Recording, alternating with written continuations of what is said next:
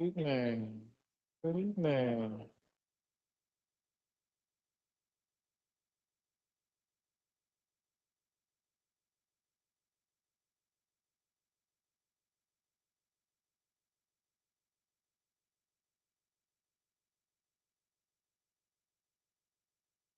Good evening. Again, this is Ronald. I'm Ronald McFadden, and I have the humble pleasure of serving as the chair of the Baltimore City Board of School Commissioners. And we'd like to welcome you all to the October 22nd public meeting of the Board of School Commissioners. If you have not done so, please mute your phone. Anyone who does not mute their phone or silence their phone may be muted by the call moderator or removed from the meeting. Additionally, if you are not a board member, and I believe that we are all present with the exception of one, please turn your video off. Or if you're not the CEO and their staff. I will now read a roll call of the board to identify who is on the call.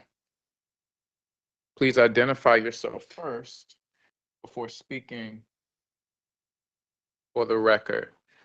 Vice Chair Roberts. Vice Chair Roberts, present. Thank you. Commissioner Ames Messenger. Ames Messenger, present.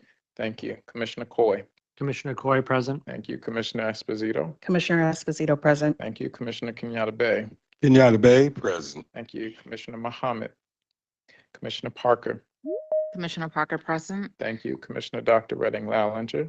Reading Lallinger, present. Thank you. Commissioner Rooks. Commissioner Rooks, present. Commissioner Sally. Commissioner Sally, present.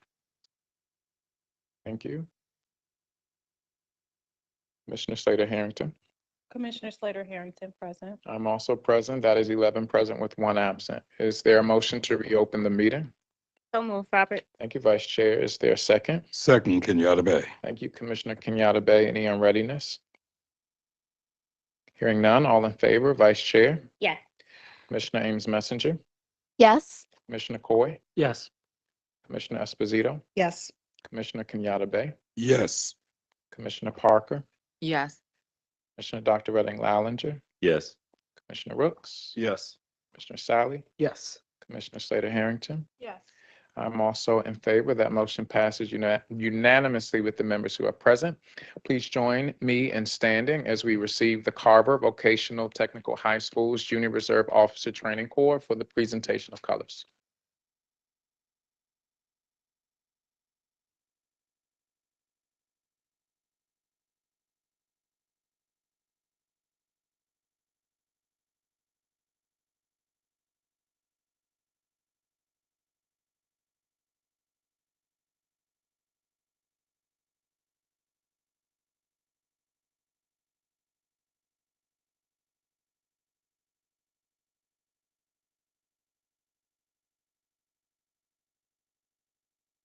Center, face.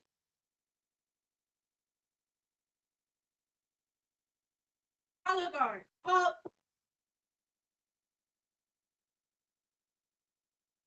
Present, on. Start, Cadet Staff Sergeant Brian, Carver Vocational Technical High School, JLTC Blue Knights Battalion. Request permission to post colors, sir. Thank you, sir. Order, arms. Colors, reverse, march.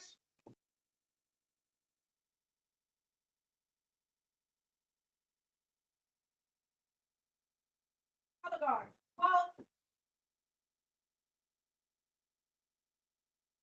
Present, arms. I pledge allegiance to the flag of the United States of America and to the republic for which it stands, one nation, under God, indivisible, with liberty and justice for all. Order, arms.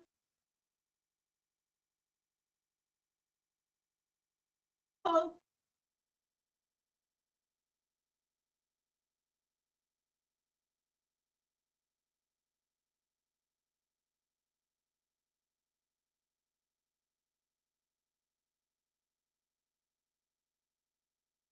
Color guard, halt. Post, colors.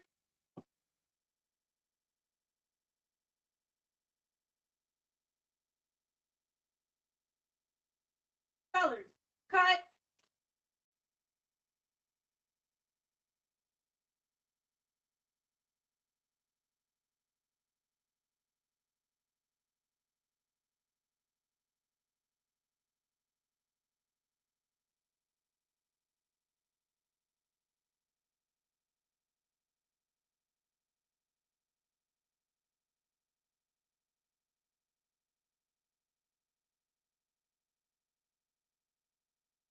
Please take your seats. Thank you. We had Cadet Command Sergeant Major Michael McLean. I don't think that's who was with us, but listed here, we have Cadet Second Lieutenant Trayvon Williams, Cadet Cat. Let's just give them, because I think let's just give them a round of applause. Very nice job. Do we have a moment of silence this evening? Who's reading our moment of silence? We do, and I have it. Thank you, Commissioner Ames Messenger. I would like to take the time to recognize the passing of City Schools employees. These individuals were committed to supporting our students through their work. The Greater City Schools community will fondly remember these employees. Tonight, we send our deepest condolences to the employees, families, and friends. It is with deep regret that we inform you of the passing of Deborah A. Knowles. Ms. Knowles started her career with City Schools on September 18th, 2001, where she served the staff and students for 23 years, most recently at Patterson High School as a paraprofessional. Ms. Knowles unfortunately departed on September 20th, 2024, and will be missed by her family, friends, and City Schools. It is with deep regret that we inform you of the passing of Stacy Hill. Ms. Hill started her career at City Schools on October 10th, 2022, and she served as the staff and students for 1 year and 10 months as a special transportation department as a supervisor for transportation. Ms. Hill unfortunately departed on September 23rd, 2024, and will be missed by her family, friends, and City Schools. It is with deep regret that we inform you of the passing of Larry Connor.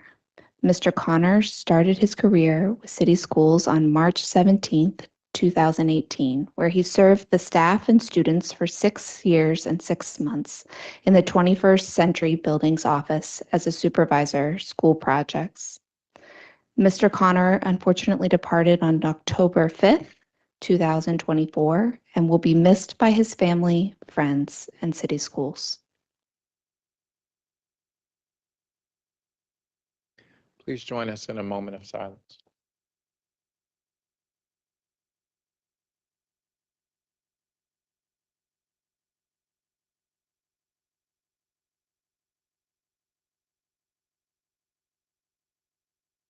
Thank you. Is there a motion to approve the prior open session summaries? So move, Robert. Vice Chair, is there a second? Second, Ames Messenger. Thank you, Commissioner Ames Messenger. Any unreadiness? All in favor, Vice Chair? Yes. Commissioner Ames Messenger? Yes. Yes. Thank you, Commissioner Coy? Yes. Commissioner Esposito? Yes. Commissioner Kenyatta Bay? Yes. Commissioner Parker? Yes. Commissioner Dr. Redding Lallinger? Yes. Commissioner Rooks? Yes. Commissioner Sally? Yes. Commissioner Slater Harrington? Yes. I'm also in favor. That motion passes unanimously with the members who are present. Is there a motion to approve the closed session summaries? So move, Robert. Thank you, Vice Chair. Is there a second? Second, Kenyatta Bay. Thank you, Commissioner Kenyatta Bay. Any unreadiness? Vice Chair Roberts? Yeah. Commissioner Ames Messenger? Yes. Commissioner Coy? Yes. Commissioner Esposito? Yes. Commissioner Kenyatta Bay? Yes. Commissioner Parker? Yes. Commissioner Dr. Redding Lallinger? Yes. Commissioner Rooks? Yes. Commissioner Sally? Yes. Commissioner Slater Harrington? Yes. I'm also in favor. That motion passes unanimously with the members who are present. I was more organized than that.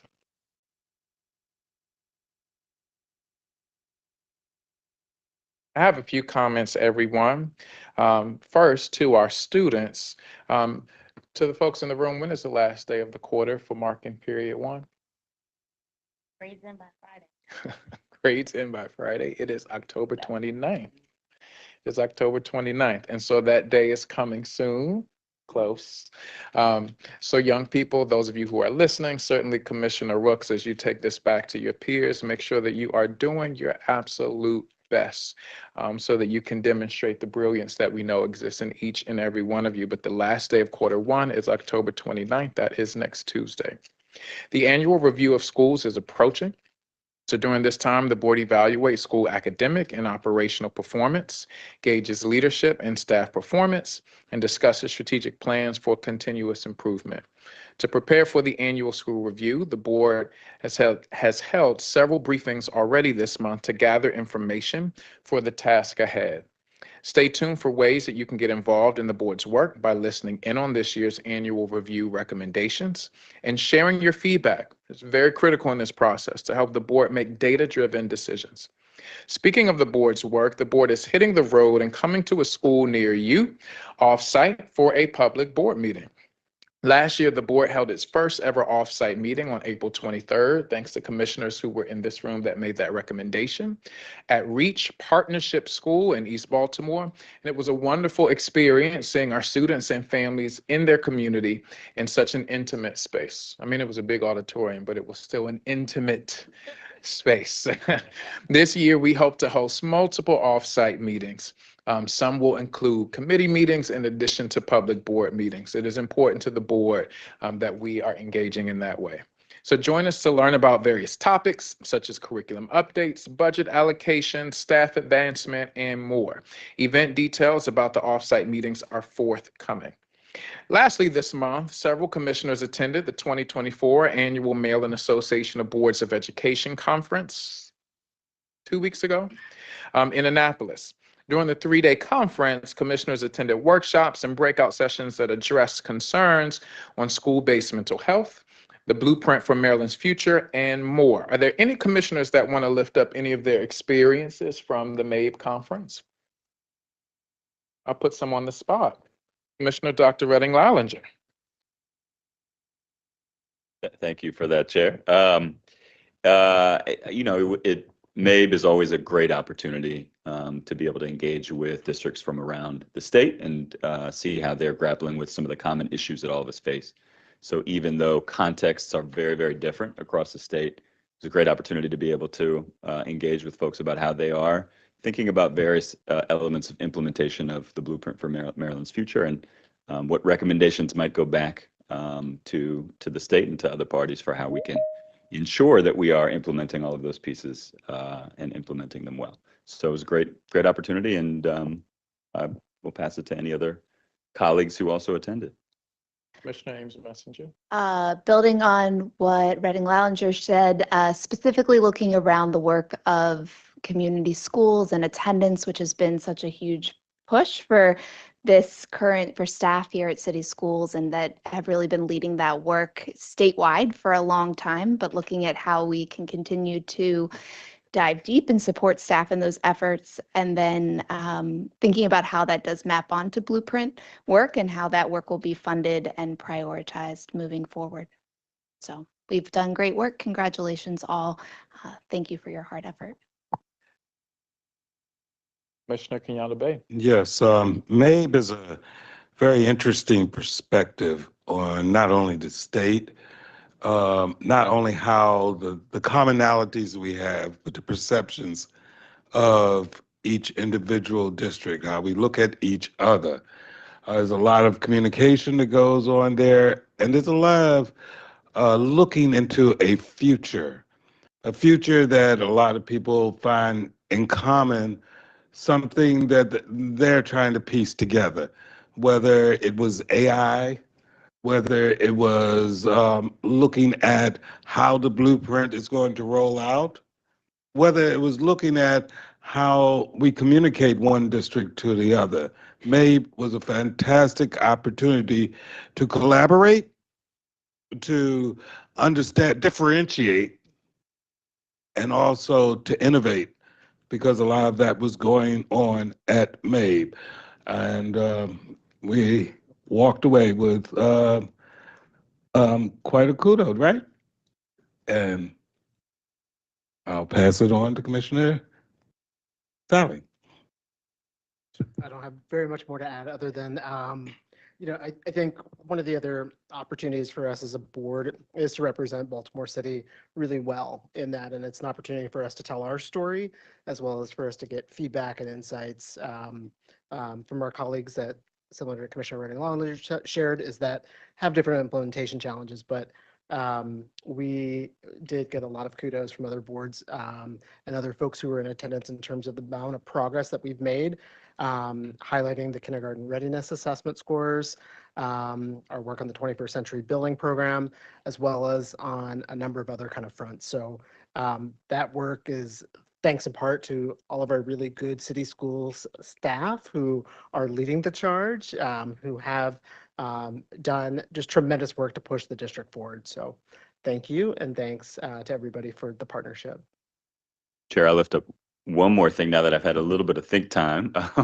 One of the places in which Baltimore City was lifted up as exemplary was in our net zero schools. I actually had the opportunity to go visit Halliburton Academy on was that just this week? On yesterday, and visit with Principal Pappas, and you know, Halliburton is the envy of folks all around the state. It's a net zero school. You know, for folks who've been there, solar panels all across the top, and I think it's a model for the future. And it's one that city schools should be very, very proud of. But there was a lengthy discussion about how school districts can leverage IRA funds, Inflation Reduction Act funds, for the next decade, for the foreseeable future, to be able to put more of those types of projects online. And so I think we should be very proud of the work that's already happened, and we should take advantage of the opportunities that are out there to continue to make that kind of progress. Thank you very much, commissioners. And as the board moves, Commissioner Coy? Just one thing that I'll add, which is to lift up and say thank you to Vice Chair Roberts for her service on the May board, and to recognize that Commissioner Sally is now serving on the May board, representing Baltimore in that capacity. So just thank you to both of you for helping lead that work and lift up Baltimore City's role. It is vital that Baltimore City has a voice on that board, on the May board. And so, yes, we look forward to what you're going to advocate for on our behalf, Commissioner Sally, and the information that you bring back, especially as the board is moving forward in actualizing and doing work to actualize strategic goals and priorities. The board participating in professional learning and development with colleagues and abroad is very critical work that we do to be stewards of the system. So thank you all for lifting that up. I'd like to acknowledge, I think I have the acknowledgement for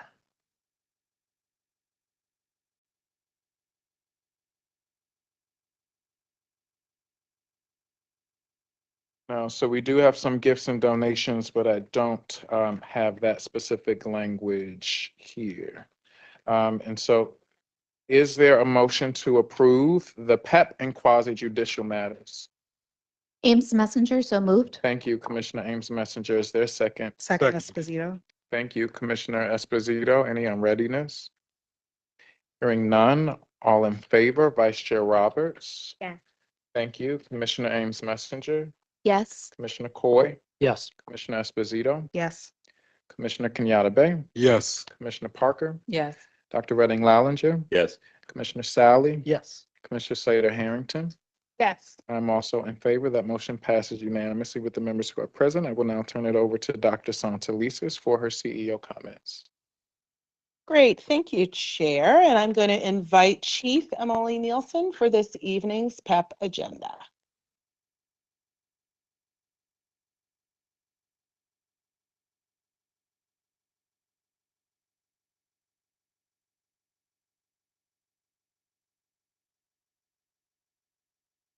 Thank you, Dr. Santelises. Good evening, board commissioners. If you are on tonight's PEP, please feel free to rise or turn on your camera so that we can acknowledge you. From the Office of the Chief Academic Officer, a reassignment recommended that Lori Lynn Sutton, currently Interim Executive Director, Academics, be appointed Executive Director, Special Education and Student Support Services, effective October 23rd, 2024.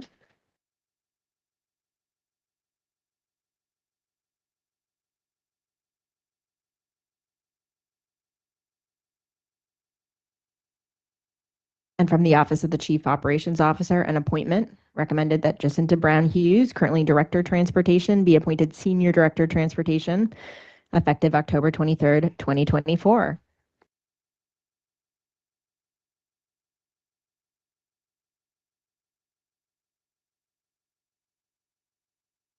Congratulations to those on tonight's PEP. Great, thank you, Chief Nielsen. I am very pleased that at the most recent Council of Great City Schools annual fall conference that I was able to attend with many members of the city school staff, as well as Commissioner Sally, who I want to thank for also being there. We were all proud to hear that Baltimore City Schools was selected to receive the 2024-2025 Richard M. Robinson Literacy Champion Award for Literacy Excellence and Significant Progress in Reading Achievement. This, yes, you can give a shout out. This award comes with, and it's in partnership with Scholastic Corporation. And as part of the award, a school to be selected will receive a library makeover to include more, yes, than 6,000 high-quality books. And every student enrolled will receive a summer book pack of 10 titles to own and take home, courtesy of Council of Great City Schools and the Scholastic Corporation. This award really does recognize our students' steady, sustained growth in our assessment results in ELA, which is what is reviewed, and especially in the middle grades where our students' increases in ELA assessments have outperformed growth in the statewide results since 2016. I just want to congratulate the entire city schools team, principals, teachers. A particular shout out to Chief Joan Dabrowski and every member of the literacy team, as well as Chief Place Jose and the schools office that have really dug in deeply on this. And most importantly, to every student in Baltimore City Public Schools who has taken the charge around reading seriously. So congratulations to all of us of Baltimore City. In addition, you should know that the Council of Great City Schools just released the 2024 Key Performance Indicators for Academics, which identified other noteworthy areas of improvement for Baltimore City. This is an index that compares our performance to those of our colleagues in all of the other close to 80 member school districts that are urban school districts across the country. Our district, Baltimore City, was in the top 5 in advanced placement course participation and in the top 10 for improvement in the completion of Algebra 1 by the end of 9th grade, as well as the 4-year cohort graduation rate.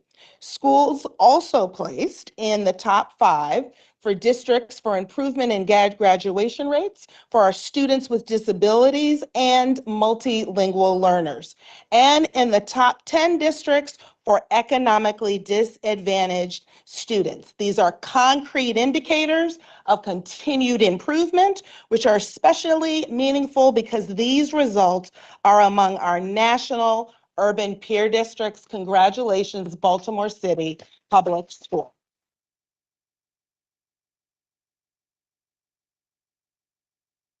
Next, I am excited to announce, and this is in collaboration and verification with our very own Chief Jones, which is important to state since she is our keeper of the data. We're proud to announce that in school year 2023-2024, our MCAP ELA and math student growth percentile scores, affectionately known as SPG, were recently released, and the overall results for city schools were very positive.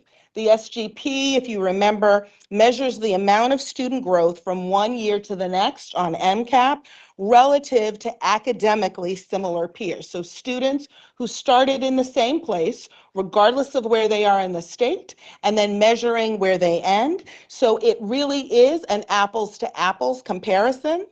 And overall, our results were encouraging and demonstrate continued progress. At the district level, city school students outperformed their peers in growth statewide in ELA for grades 6 and 7 and in math for grade 7. In fact, from the perspective of significant improvement, our students' greatest increase in median SGP was seen in both math 7 and 5. I would now like to call on Chief Teresa Jones to briefly discuss our results in more detail. Chief Jones.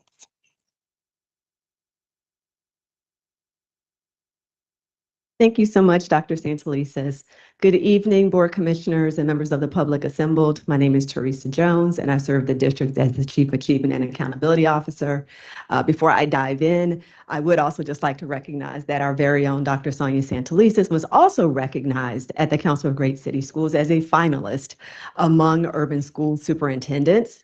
And so I just want to name that in addition to the other accolades that were acknowledged at the Council of Great City Schools.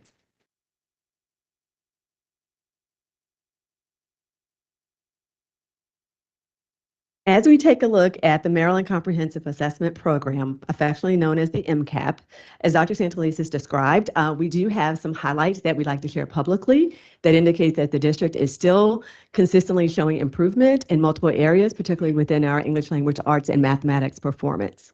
Next slide, please. So this is just to give an illustration to the explanation that Dr. Santelises just provided. Again, as we think about measurement of student growth, one of the measures that we've been using in the state of Maryland is what we call the student growth percentile.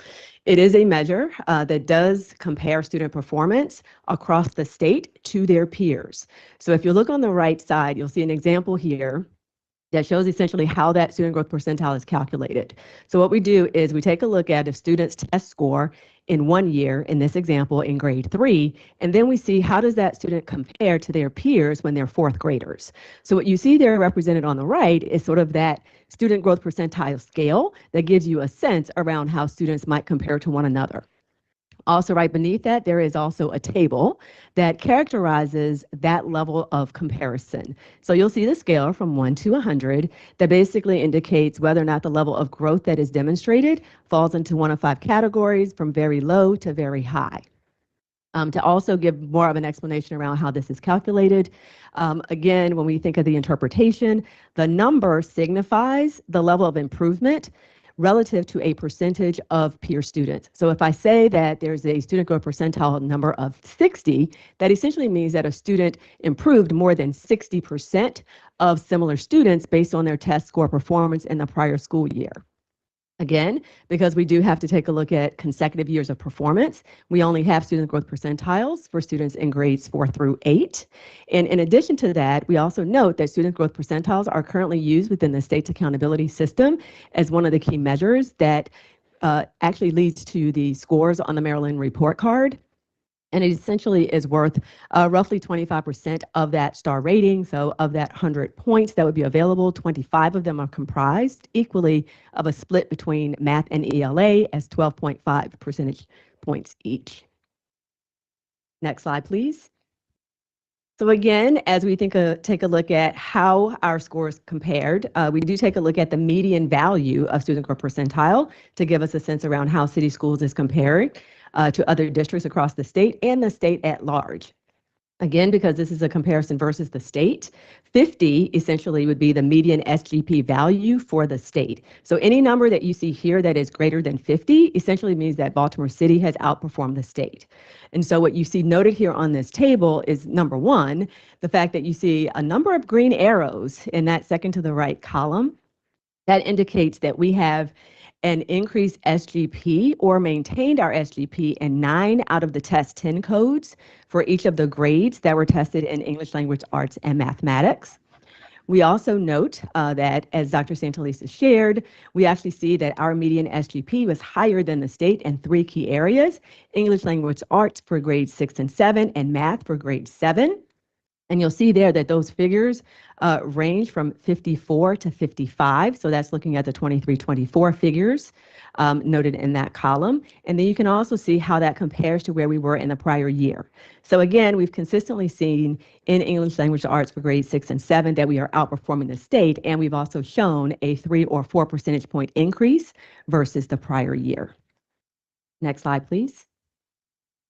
We also wanted to share just a few of the highlights when we took a look at the student group performance. So we break these out into 2 categories, so essentially our elementary as well as our middle. So for English language arts in grades 4 to 5, we actually saw one of the highest rates of improvement among our Asian students, and their SGP was at 70. So if you refer back to that scale that was on that prior slide, that would put that in the high category when it comes to SGP performance.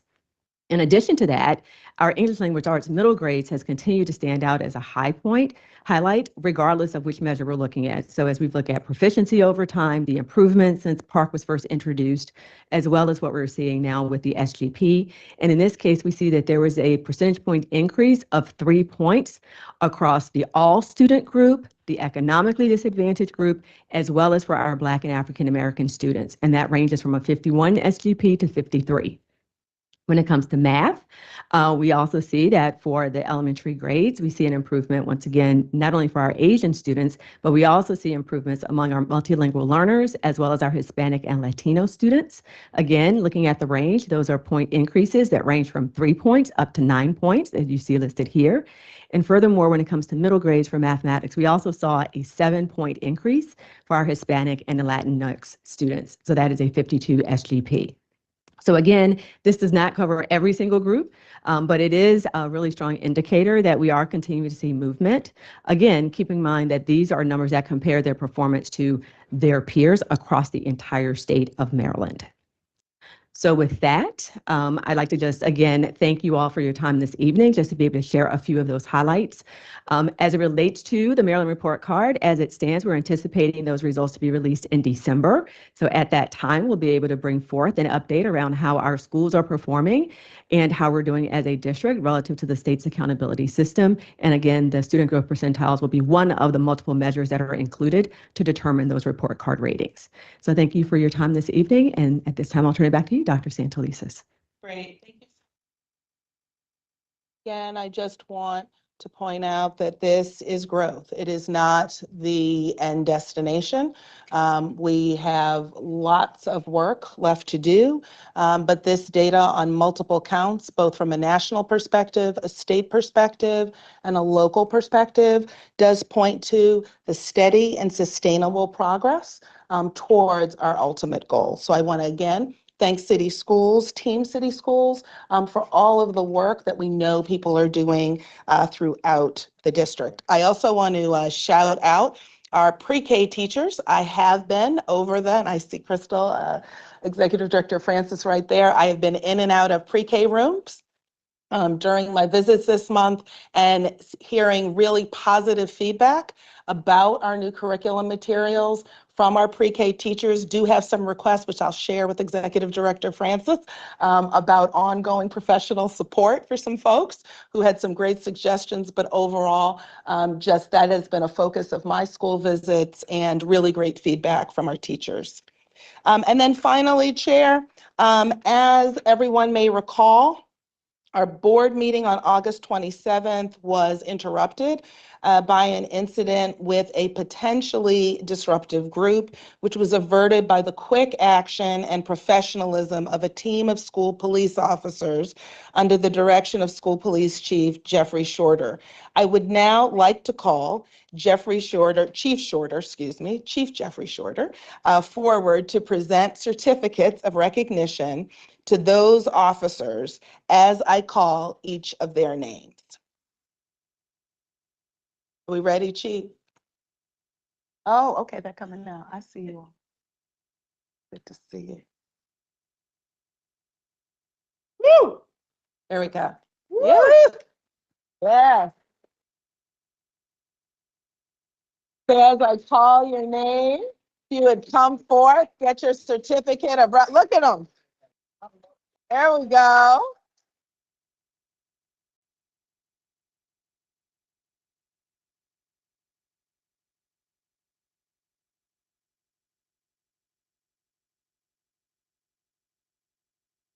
So first is Sergeant Ronnie McCain, who also coordinated the security detail for the Maryland Supreme Court oral arguments at Frederick Douglass High School on October 2nd.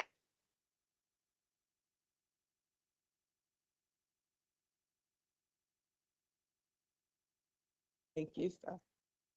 Next, Stay right here. next we have Sergeant Nathan Warren.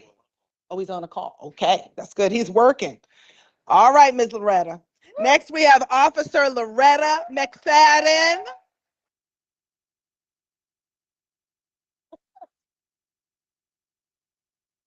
Awesome, congratulations. Next, we have Officer Keon Parker.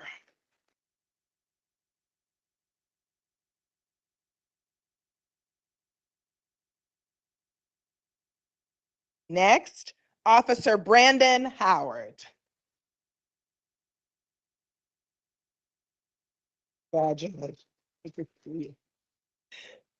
Next, we have Officer Ennis Braxton.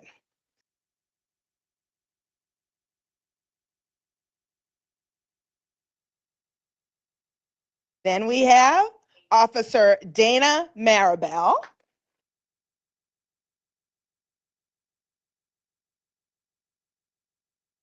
Congratulations. Officer Demetrius Charles. Oh, sorry, he's on the call. Sorry, everybody's on call. Glad we working. Officer Marcus Rowe.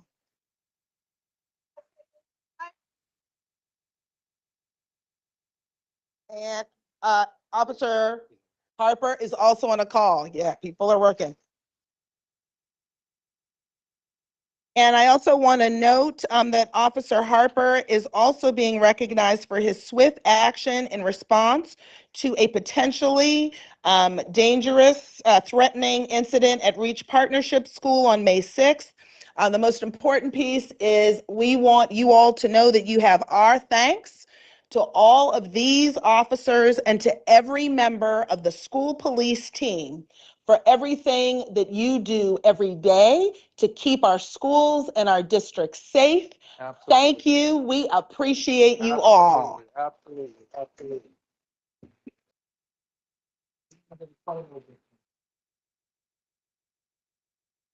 All right, we're going to do a photo shoot.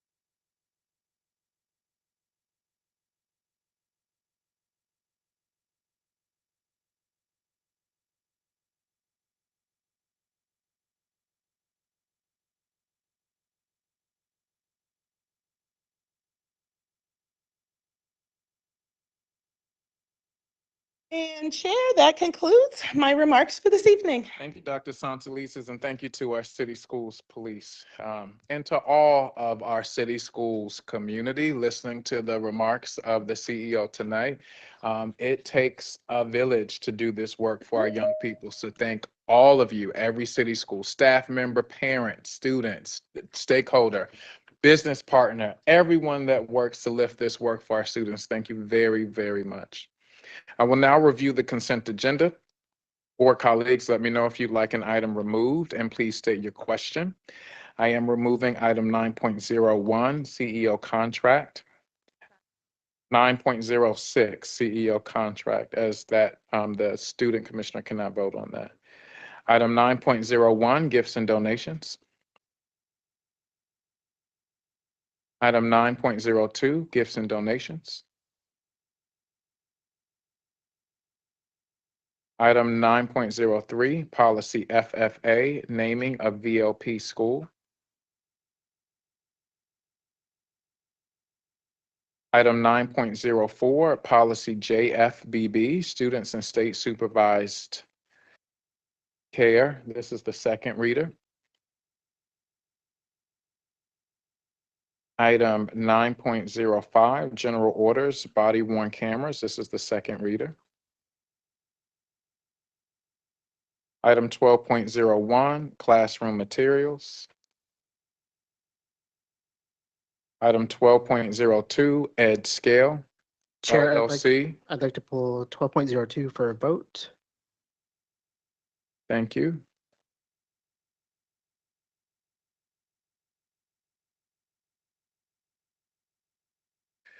Item 15.01, Chilmar Corporation. Item 15.02, E. Pacunas Construction Company Incorporated.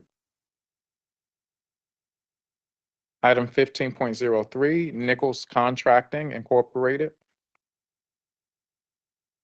Item 15.04, Janitorial Services.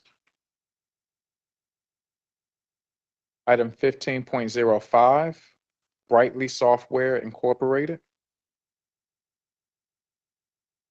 Item 19.01, Woodlawn Motor Coach.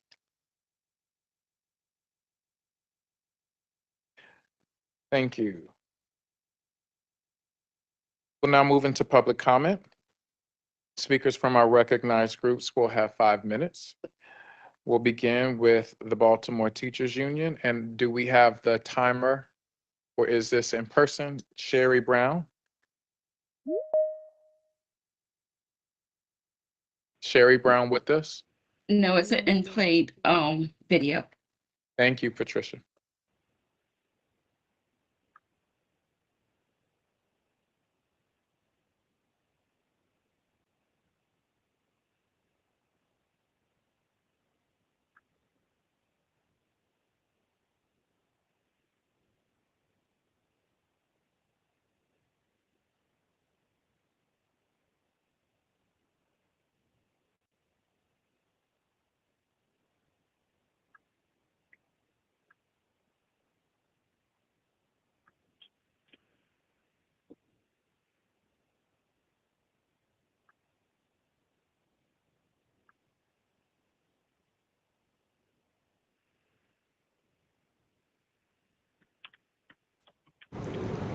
Good evening, Dr. Santelises, school board members, and all attendees.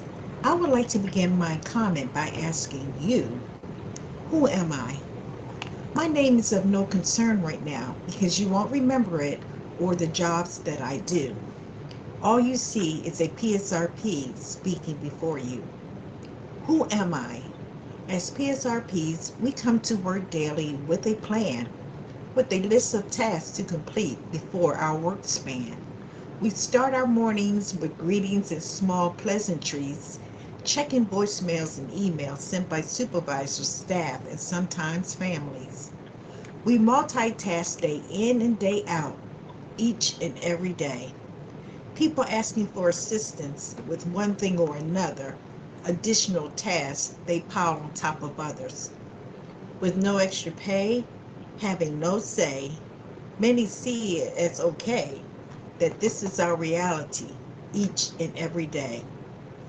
We come to work never knowing what the day may bring, yet we remain smiling and professional while waiting for that final school bell to ring. Who am I?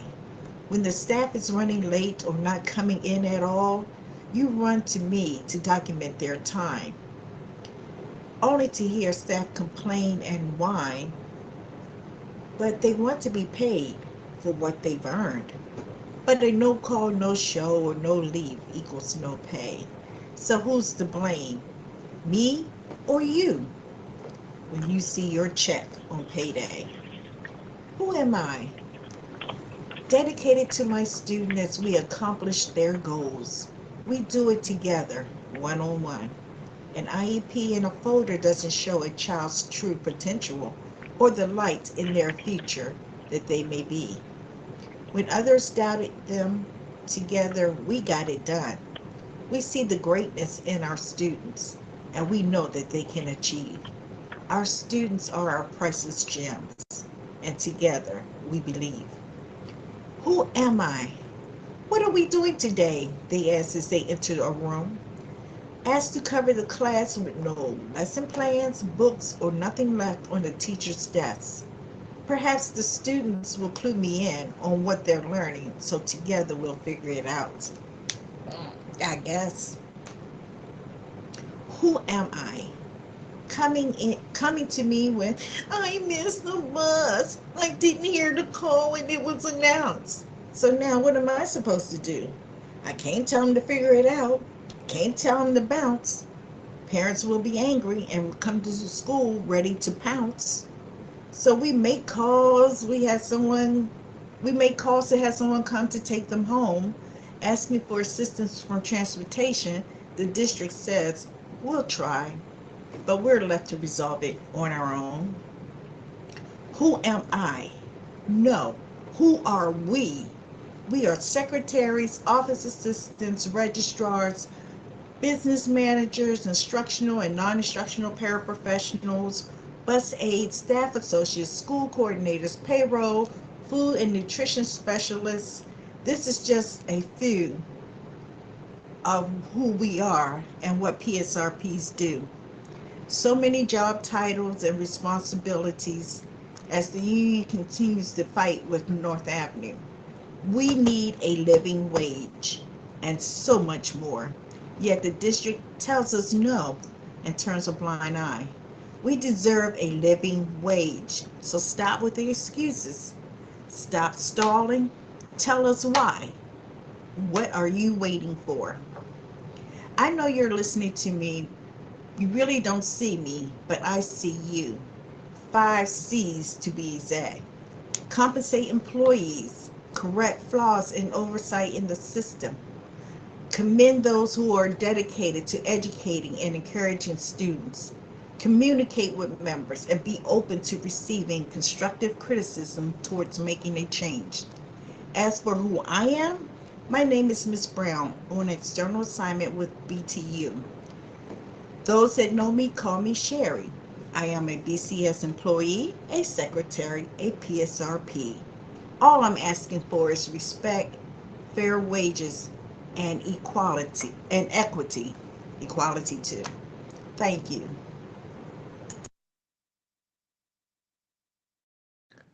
Thank you. We're now going to move into public comment from Carl Perry, the president of the Public School Administrators and Supervisor Association. Is Mr. Perry with us? No, I'm virtual. Good evening. Good evening. You know, last time I was there in person, we had some challenges, so I'm virtual. Greetings, Chair McFadden, Vice Chair Roberts, honorable board members, and Dr. Santelises. I hope your first quarter is progressing smoothly. This time of year is rather busy, stressful, and extremely tiring. With the multitude of items on the plates of administrators with very similar timelines, school leaders are anxiously counting days until breaks. Holidays and even professional development opportunities provide our members with a brief relief from all that's taking place. Even with these anticipated breaks, we still must pace ourselves. And I encourage our members to do so. If you need a break, take a break. If you don't feel well, take a break. Take a break when needed. I understand there's been a rise in juvenile incidents in the community and across the state. Keep in mind, there's a significant rise in behavioral incidents and violence in and around schools. Adjustments have been made in the past, but still more needs to be done. You just heard Ms. Brown say when parents pounce if a child is not picked up. That's real. Included in the behavioral incidents is a rise in threats towards our members from students and parents alike. Something needs to be done. You may recall that I indicated last year we are seeking legislation that would make threats and assaults against school administrators and other staff as a crime. Not only is Pizzazz seeking this, but the American Federation of School Administrators is seeking this nationally. We've begun to lobby state lawmakers to support this legislation to make this a crime. I'm asking city schools to also support this initiative and use your legislative powers and connections to also seek to have threats and assaults against administrators and other school staff become a crime. As the district has a multitude of different work and learning platforms, I'm requesting that a database be created to track these types of incidents. I firmly believe that they're being underreported out of fear. This database should include anonymous reports and not only those incidents which may lead to suspensions. This will then give us realistic data and information for the district to have. Very soon, we're going to be gathering information from our members through our Pizzazz Climate Survey. As we know, this information is confidential and gathers accurate data. Teacher and administrator training is traditionally focused on instructional and management strategies, along with curricular information. During our recent Pizzazz annual conference, we plan for a session on conflict resolution. At the rate things are going, in the future, we may need to offer a session on self-defense. People go to work to educate children, not to be disrespected, not to be threatened, not to be attacked or assaulted. As we work to continue to improve city schools, we'd like to suggest financial incentives to recruit and retain the best staff at CSI schools. We already know we have 248 amazing school leaders at these 91 schools. We need to incentivize working at these schools in a more similar fashion that was done in the early 2000s with something that was called the CEO district. This is where teachers were given an incentive to come and work in the lowest performing schools. These schools represent more than 40,000 children, and they deserve the very best. As noted by our CEO, our schools are making progress, and this is led by amazing administrators. Before I conclude, I'd like to ask all ILEDs to have more understanding with school leaders. There are many requests, and though I understand that you may be under pressure yourselves, there's no pressure like leading a school in Baltimore City. I ask that you and city schools do people right, not just now, but to make amends for past instances where people were mistreated or even discriminated against. Finally, I encourage city schools to emphasize the importance of voting to students, not just high school students who can vote, but to our little children as well. Just imagine if they had the opportunity to say, Mom, Dad, Grandma, can I go vote with you? I want to be in there. I want to see how you vote as well. They learn this now so they can continue when their time comes when they're older. Thank you for your time. Have a good night, and please be safe. Thank you, Mr. Perry. We now have Jason Green representing the Parent and Community Advisory Board. Mr. Green, are you with us? Yes, I am. Can you hear me? Yes, good evening. Good evening, Commissioner, Chair, and good evening to the Board of Commissioners. Good evening to all in attendance. On behalf of a 14-member PCAB, we are glad to be able to present tonight. Our comments will be brief. So in July to August 2024, we successfully conducted 13 interviews to fill 3 positions, 1 CEO area-based parent network board vacancy, and 1 CEO other parent community groups board vacancy. In addition to this, during the month of July, Disability Rights Maryland and PTA appointed new members to fill vacant positions, and all are listed below. Now, I will list them shortly. Chris Patterson, one of our former alternates, accepted the position as a PCAB board member. Each new interview member and their position affiliation and continuing members are as follows. Dr. Charlene Stewart, CEO, Area-Based Network, replacing Larry Simmons, who termed out. Trinae Phillip Davis, CEO, Area-Based Network, replacing Rachel Duncan, who termed out. And Charlene Faison, CEO, Other Parent Community Groups, replacing Nicole Humphreys, who resigns. New PTA appointed members were Blanca Tapasco, replacing Charles Smith, who termed out. And new Disability Rights Maryland appointed members, Devin Sutherland, replacing Kira Davis Griffiths, who turned out, and Corey Witherspoon, replacing Maria A. Pena Guerrero, who resigned. The executive board and continuing members are myself, the chair, CEO Title I, Shartae Anderson, vice chair, ACLU, Marvin Price Jr., secretary, Disability Rights Maryland, and Malik Parker, treasurer, ACLU. Some of our new member recruitment in July and August, we successfully conducted another 13 interviews to fulfill 3 positions. And I believe that was it. So we are completely filled with 14 new members, and we are ready to serve the families and communities in Baltimore City. Thank you for your time. Thank you. Thank you, Jason, for that. I will now turn it over to Dr. Judkins, the board executive, for our additional public comment. Thank you, Chair. For those coming to provide public comment, the board recognizes the importance of receiving public comment on matters of educational interest. Each speaker shall be granted 3 minutes. Official time will be kept. At the end of 3 minutes, please conclude your remarks. As a reminder, no speaker may use the opportunity to air employee grievances or make complaints on behalf of specific students. Speakers must stay on the topic for which they signed up to speak and may not verbally or personally attack a school system employee or board member. Should speakers stray from this guidance, they'll receive a verbal warning and immediately must redirect their comments.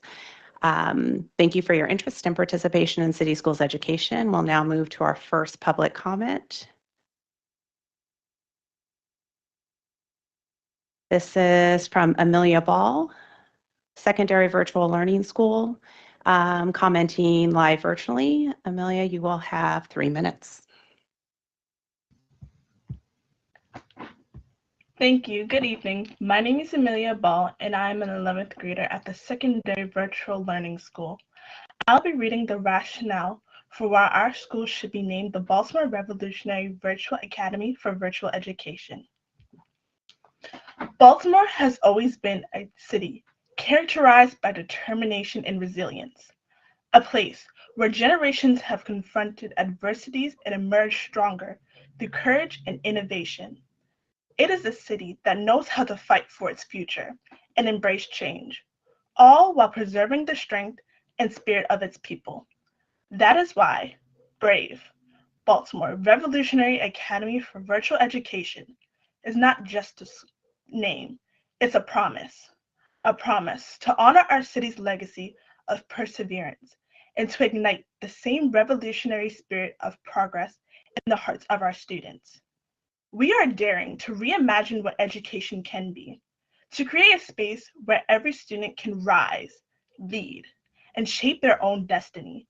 Because in Baltimore, bravery is not merely an action, it is a way of life.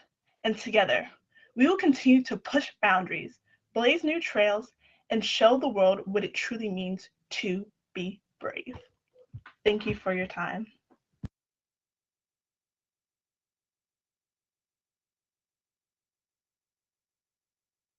Thank you, Amelia. Our next public comment is from Jonte Mitchie. Topic will be how important the merging of the schools and the new name means to the community for the Virtual Learning Academy. Commenting live virtually commenting, you will have 3 minutes. Thanks.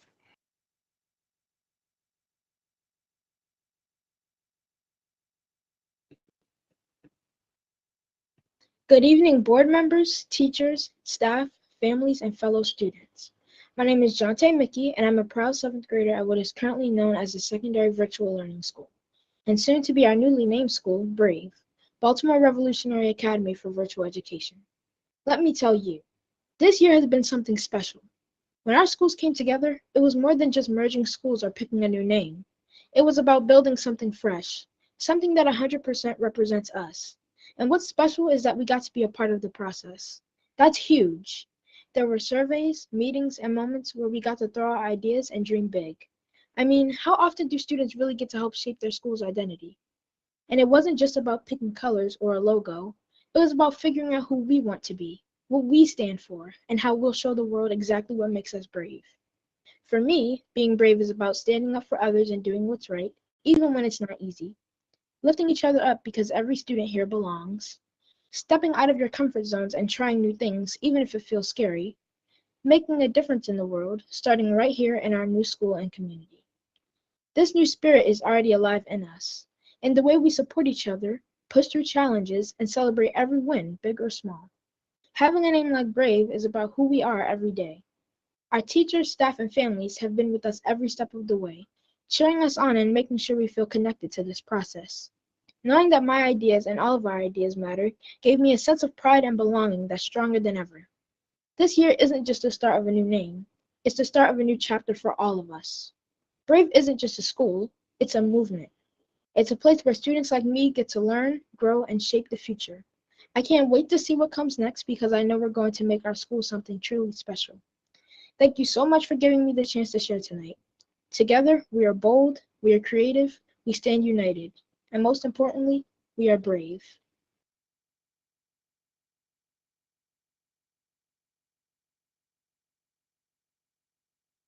Thank you, Jonte. Next comment is from Kim Knox, and this will be an email to be read. Good evening, BCPSS Board of Commissioners. I'm feeling brave today. Do you? Oftentimes it feels like this school was set up to fail. Over the past couple months, you have received the unscripted perspective of a virtual learning parent, alerting you of a shift in values that threatens the integrity and well-being of the SVLS Brave school community. Despite attacks against my character and other efforts to demonize me, including reducing my public comments to a personal grievance, I continue to bravely speak out for my scholar and other community members that fear retaliation. Recent news reports and community meetings, the term meeting used loosely, not only rebuffs the narrative that I am a lone voice holding on to the past, it cuts through the misdirection. Tonight's theme is putting up appearances. As school leadership continues the spectacle of performative engagement during the forthcoming VLP naming presentation, don't be fooled. Just like the retaliation, the stakeholder suppression is real. I got receipts, not sentiments. While you have school leadership representatives before you today, I urge you to be brave. Request the recording of the school's priority engagement budget meeting held on October 15th. Ask leadership about yesterday's news report on the latest grade-changing scandal that involves current school leaders.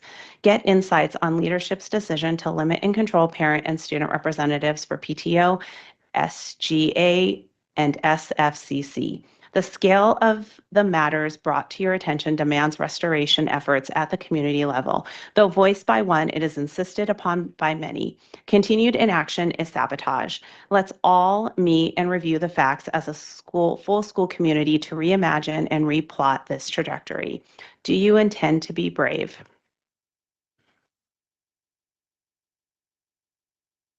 That is it.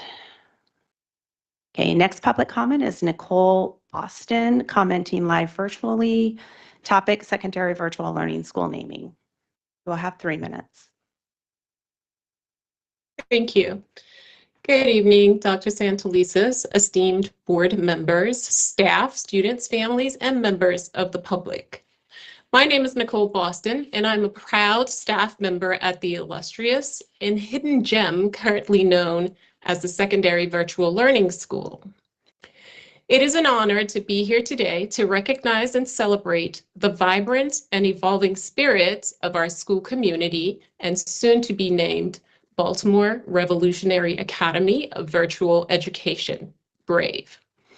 This naming is a testament to our shared commitment to educational excellence and the collective journey we are undertaking to redefine our identity in alignment with our values and aspirations. To name our school BRAVE is a defining moment. This name is more than a title. It is a reflection of the voices, ideas, and aspirations of our students, staff, families, and the broader community. Together, we voted for this name. Together, we have envisioned a school culture that embodies courage, resilience, and unity, creating an inclusive environment where every individual should feel valued and empowered to succeed. Under the visionary leadership of Dr. Charlene Wilby, we have cultivated a deeply positive school culture that champions respect, collaboration, and shared success. Over the past 3 years, I have witnessed firsthand Dr. Wilby's unwavering dedication to our students, treating each one as if they could be her own child. Her relentless pursuit of excellence ensures that our staff consistently strives to enrich the educational experiences of our students while strengthening the bonds within our community. Dr. Wilby's initiatives focus not only on academic achievement, but on empowering each student to feel a sense of belonging that transcends the virtual classroom. Her innovative approach to education encourages students to take ownership of their own learning while nurturing their personal growth as individuals and future leaders. As we look to the future, the name BRAVE signals a unifying and transformative force for our school community. BRAVE embodies the courage, resilience, and determination we aim to instill in our students, preparing them to navigate the ever-evolving landscape of virtual education and with confidence and purpose. BRAVE is not just an acronym, it's a philosophy. It will inspire our students to embrace their individuality, advocate for themselves and their peers, and foster a spirit of collaboration and innovation. This ethos will guide us as we continue to build a culture of excellence where every student is encouraged to pursue their passions and reach their fullest potential. I would like to express my deepest gratitude to Dr. Wilby, AP Johnson, and AP Pickett for their exceptional leadership and dedication to nurturing such a positive and supportive school culture. With the adoption of the name BRAVE, we are ready to embark on a new chapter, one defined by unity, strength, and an unwavering commitment to shaping the future of virtual education. Thank you for your time, your support, and your continued belief in our mission to inspire and empower students. Thank you. Thank you, Nicole. Our next public comment is Journey Jeffries. This will be a video played. Secondary Virtual Learning School Naming is the topic.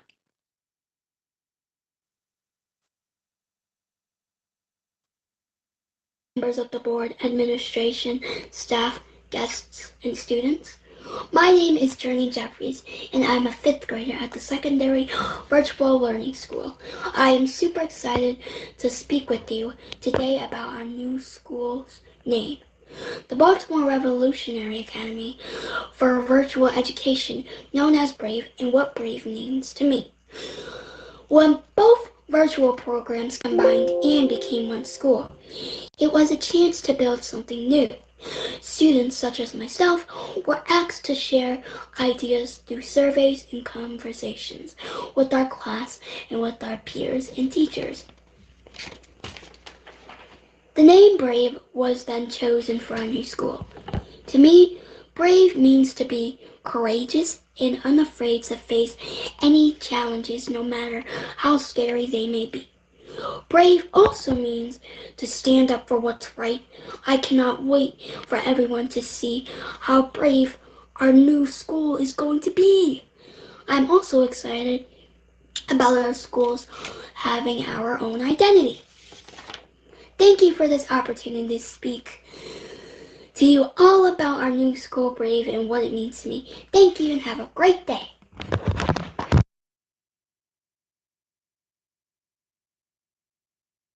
Thank you. Oh, thank you. Our next public comment is Victoria Coffer. This will also be a video. Topic is name change for SLVS to Brave.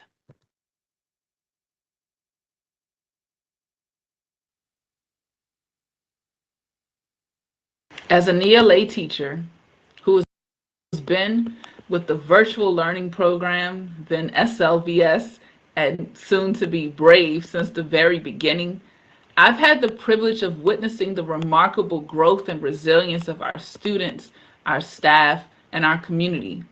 The spirit of this school has always been one of determination, creativity, and perseverance. As we transition into becoming Brave, Baltimore Revolutionary Academy for Virtual Education, I believe this name perfectly captures the courage and boldness that our students embody every day. Brave isn't just a name. It's a reflection of how we adapt and innovate and face challenges head on, just like the city we're proud to represent. It's the next chapter in our journey, and I couldn't be more excited for the future. Thank you. Thank you. Our next public comment is from Stephanie Satrin. Agenda topic, gratitude to Office of Equity, commenting live in person. You'll have 3 minutes. Good evening, Dr. Santelises, commissioners, teachers, staff, students, and community members. My name is Stephanie Safran. I'm here this evening as a former teacher, the proud parent of a city school's 10th grader, and Towson University's coordinator for the Wallace-funded partnership with City Schools, Morgan State University, and MSDE to help build an equity-centered leadership pipeline for city schools. Tonight, I would like to publicly voice my gratitude and support for City Schools' unwavering commitment to equity work during these contentious times. City Schools' equity policies and programs center humanity and justice, and they provide clear guidance for teachers and leaders pursuing a vision of more equitable schooling and a more just future. I would also like to voice my respect, admiration, and gratitude for the team that leads that work. Dr. Tracy Durant, the equity specialists, and the principal coaches. My colleagues and I are honored to work with Dr. Durant and her team. We benefit from their knowledge, their expertise, and their commitment. And the Baltimore City educators who are students in our graduate leadership programs benefit from their knowledge, expertise, and commitment as well. We all know that diversity, equity, and inclusion work is under attack in our country, in our state, and now even in our city. Personally and professionally, I believe there is no more important set of values to center, and there is no more important vision to prioritize. Thank you, Dr. Durant and team. Thank you, Dr. Santelises, and thank you, commissioners, for holding fast to this vision and to these values.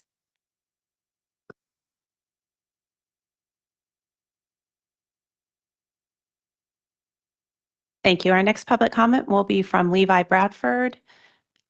Body-worn camera policy will be the topic, commenting live in person. You will have 3 minutes.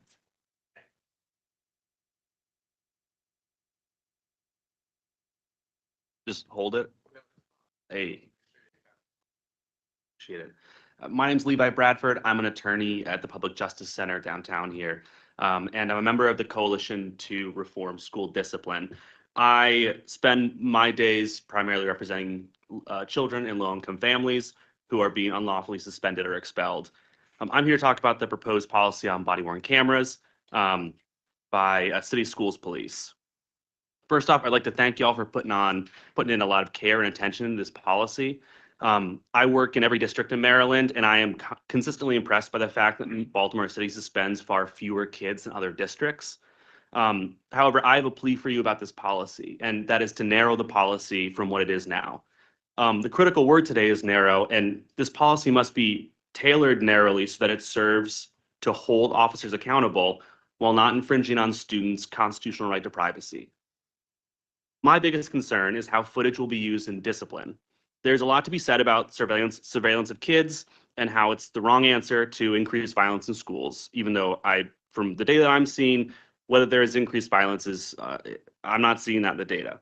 But in my previous career, I was a public defender. And I can tell you from evidence and experience that pretty much 99% of the time, body cam footage is used for prosecution and punishment, not for officer accountability. The school to prison pipeline is not primarily an issue of wrongful accusations that can be cleared up with body cam footage.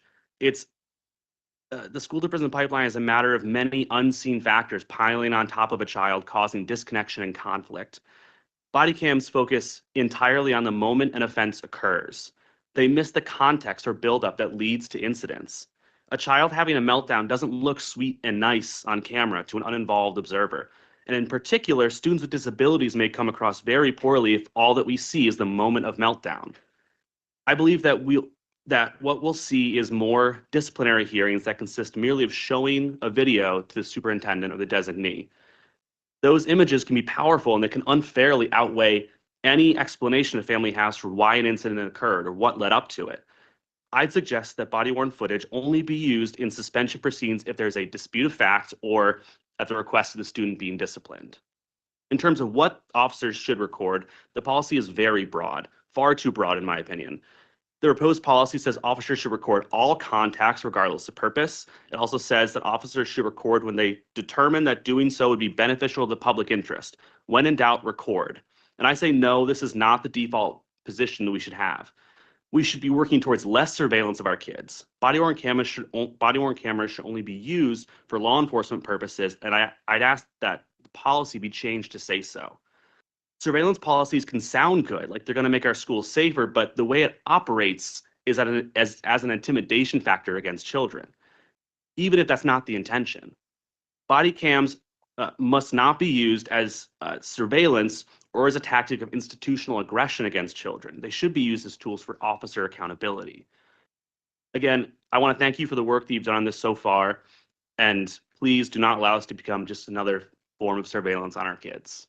Thank you. Thank you. Our last public comment is from Deborah Eldridge. Topic is naming the secondary virtual learning school, and she'll be commenting live virtually. Good evening, Dr. Santelises and the esteemed school board commissioners for Baltimore City.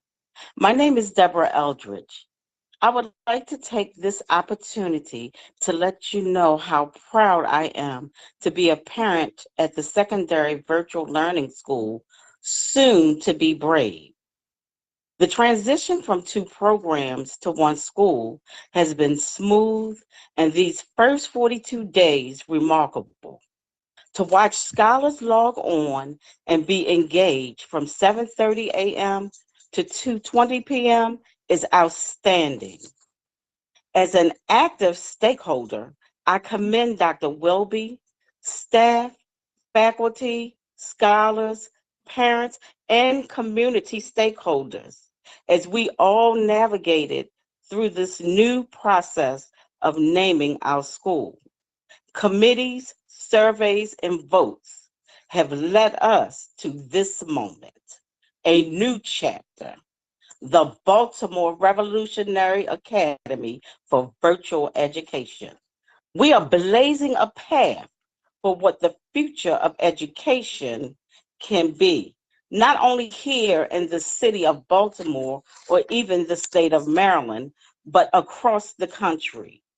We are brave for stepping out of the box of conventional education and showing our scholars can and will thrive when we meet them where they are.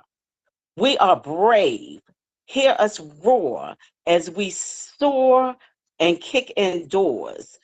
We are brave. Watch us as we break glass ceilings and exceed expectations. We are brave. Thank you.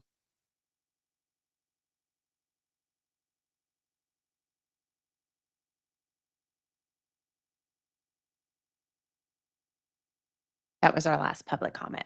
Thank you very much to all of our community members and stakeholders for engaging with us this evening. I'm going to now turn it over to our esteemed student commissioner colleague, Dylan Rooks, for his comments this evening. Commissioner Rooks. Good afternoon, ladies and gentlemen. Thank you, Chair. For tonight's remarks, I would like to bring to the table the Creative Justice Arts Contest hosted by the State's Attorney External Affairs Division. This contest is open to students 9th through 12th grade. Judges will evaluate the entry based on their creativity, originality, relevance to the creative justice theme, and overall quality. The entries can utilize any art medium the student wishes, but they must be submitted in JPEG or PNG format, not exceeding 5 MB. State's Attorney Bates will display the contest winners' artwork on the 9th floor of the Office of the State's Attorney, located in the Truist building at 120 East Baltimore Street. For more information, please visit www.statesattorney.org. Also, this weekend, Saturday 26th at 12 p.m. at Morgan State University, is Baltimore City College homecoming game, where we have beaten the other school. I don't know how many times. I don't know how many times we have beaten that school. 12. Oh, it's 12. Okay. 12, soon to be 13. Soon to be 13. I encourage everyone to come out and support both teams on this history-making game. Thank you.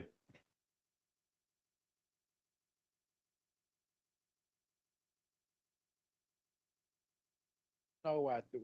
Stuff like that becomes like fighting words. And I normally protect every child, but Commissioner Rooks, when it comes to that, not here. But thank you, Commissioner Rooks. The policy committee met on October 15th. Is there a committee report? Yes. Esposito? Yeah, so we discussed policy JJIC and JJIC-RA, academic eligibility and interscholastic and interscholastic athletics. The policy discussion was framed around student participation in school sports, and the commissioners did raise questions about attendance, behavioral standards, and probation eligibility. And we also had a pretty thorough discussion about waivers for special circumstances. For compliance reports, we went over EBBB incident reporting, EHB data records and retention program, GCO, employee evaluations, IJOA, field trips, KCB, volunteers, KDA, access to public records. And key points of the discussion were participation and eligibility standards and incident reporting, employee evaluations, and public access to information. Our next policy committee meeting will be November 14th. It'll be virtual from 4 to 5:30. Thank you, Commissioner. Was there any discussion around technology, cell phone? Was that in this past meeting? Not in this past meeting, because that will be coming up. I just wanted to make sure. I think something that was referenced, but thank you for that report. The Safety and Wholeness Committee met on October 17th, and Commissioner Seda Harrington facilitated that meeting. Good evening, everyone. I'll be delivering the report for Safety and Wholeness. The committee met on October 17th with Commissioners Coy and Rooks in attendance, in addition to myself. The committee received presentations or compliance reports on students in state supervised care and on students experiencing homelessness. The committee had a pretty rigorous conversation around or questioning around academic and behavioral outcomes, caseloads, and services and interventions. The committee also received a report on continuous improvement one of my favorite things to talk about. Really a demonstration of that our district is a learning organization. And really, the committee was really excited about the initiatives that will be discussed, that were discussed, and are looking forward to another presentation in teaching and learning where we'll focus on math and literacy. A notable highlight of the meeting was a presentation by Youth as Resources, who collaborated with city school staff on school police accountability. We had some great dialogue with young people, and we're really excited about their engagement, and they were very complimentary of city school staff and support in their accountability endeavors.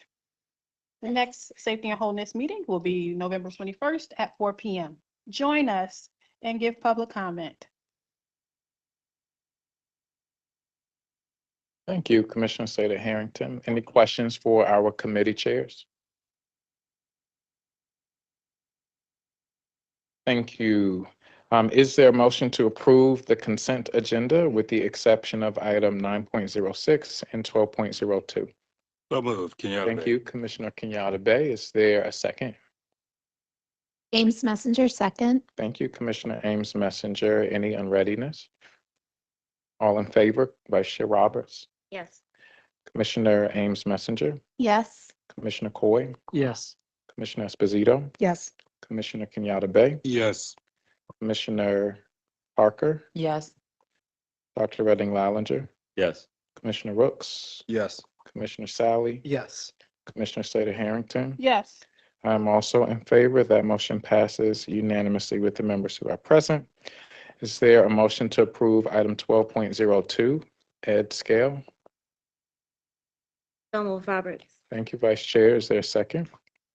Second Esposito. Thank you, Commissioner Esposito. Any unreadiness? All in favor, Vice Chair Roberts? Yes. Commissioner Ames Messenger? Yes. Commissioner Coy? Yes. Commissioner Esposito? Yes. Commissioner Kenyatta Bay? Yes. Commissioner Parker? Yes. Dr. Redding Lallinger? Yes. Commissioner Rooks? Yes. Commissioner Sally? Yes. Commissioner Slater Harrington? Yes. And I'm in favor. Were you abstaining or would I'm this is so Ed sorry. Scale? I need to amend that vote. I need to abstain from that for 12.06. Thank you. So Commissioner Sally is abstaining from that vote. Let the record reflect that. So that motion passes with 10 in favor, 1 abstention, and 1 absence. Is there a motion to approve item 9.06? So moved. Redding Lallinger. Thank you, Dr. Redding Lallinger. Is there a second? Second Esposito. Thank you, Commissioner Esposito. Any unreadiness? All in favor, Vice Chair Roberts? No. Commissioner Ames Messenger? Yes. Commissioner Coy? Yes. Commissioner Esposito? Yes. Commissioner Kenyatta Bay? Yes. Commissioner Parker? Yes. Dr. Redding Lallinger? Yes. Commissioner Rooks? Yes. Commissioner Rooks I was cannot very vote on silent. that. I don't know why I did that. Commissioner Sally? Yes. Commissioner Slater Harrington? No. And I'm not in favor.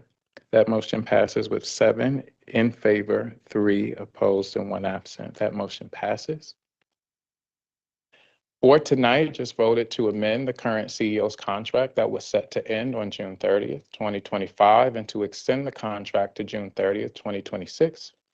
This extension will allow board members additional time to ensure that there is an open and transparent process to select the next CEO for the school system for Baltimore City Schools. The board will be working with a national search firm who will help the board develop a clear timeline along with the community and community outreach to our stakeholders as we all collaborate to determine the qualities for the next CEO and the future of city schools. The board thanks the current CEO for moving the school district in a direction that will allow the next CEO to further enhance and accelerate the achievement and the outcomes for our students. We look forward to continuing work with Dr. Santelises over the next year and a half and working with the community to continue to move our students forward. Thank you all. We're moving now. Thank you.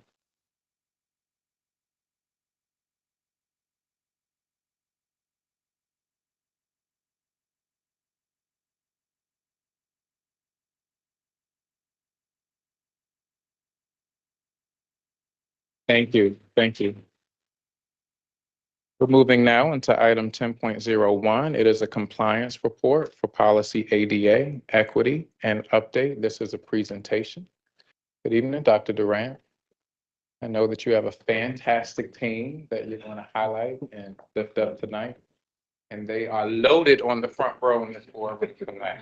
And so we are happy to hear the work that you all have been doing. Dr. Durant. Thank you so much, Commissioner McFadden. Yeah. All right. Just by way of clarification for the board and members of the public, tonight's presentation includes both the compliance report, which will be the first portion, as well as our annual update to the board. So good evening again, Dr. Santelises, Chair McFadden, Vice Chair Roberts, commissioners, and members of the public. I am Tracy Durant, Senior Executive Director in the Office of Equity. I am joined, as Commissioner McFadden has noted, and flanked by members of the equity team who I will introduce during tonight's presentation. So we want to align with our, note the alignment to our strategic board priorities. Section 5, which is the compliance portion of policy ADA, requires reporting on the annual equity priorities, the engagement by the Equity Advisory Committee, and implementation. Want to ground everyone in what we believe equity success depends on, which is educators' personal connection, how we as a system embrace necessary change, and what we do every day in our professional practice. Here are our policy standards outlined in ADA. In the first phase of our work, we focused heavily on a level set across the district as outlined in standards A and D, and now have shifted to standards B and C, where we are working closely with schools and offices as they lead. Our environmental change theory activities include professional development, consulting, and strategic planning. In phase 2 of our work, we focused our alignment across the district to include intensive support to increase outcomes at the school level, district-based equity considerations, annual equity action planning, and expanded professional development. In terms of touch points, there were over 150 professional development, 1,300 consultations, and over 800 strategic planning sessions. Phase 2 of this work is expansion of the training, coaching, and strategic planning identified in the areas on the screen. Our Introduction to Racial Equity Seminar, which is our foundational 2-day seminar known as IRES, is a prerequisite for engagement with the office at the school level as well as central office. Last year, there were over 500 total participants. This year, we rolled out Introduction to Racial Equity Seminar 2.0, which is a 1-day engagement in the spring where 87 colleagues participated. This year, there will be 6 offerings open to staff members who have been granted permission by their supervisors to attend. On the screen, you'll see a list of the professional development offered by the team last year. While I won't read them all, I would like to highlight the Para Educator Symposium that was held during Equity Week 2024 at the Forum Caterers. It was the first of its kind. There were over 100 paras in attendance. We did not allow anyone but paras to participate. They were able to engage in a keynote, as well as hear from Chanel Green, who's the manager of staffing partnerships, who provided information and support available for the Para-to-Teacher program. Our university partners, Morgan and Towson, were on site to assist para-educators with transcript review and enrollment in teacher pathways. One para walked up to me and said she had been in the district for 19 years and could not remember any kind of development that was geared just towards para-educators. She came with transcript in hand and made a decision to enroll so that she could become a teacher in city schools. Consultation and strategic planning, again, on the screen are examples of the ways that the team engaged last year in service to both schools and offices.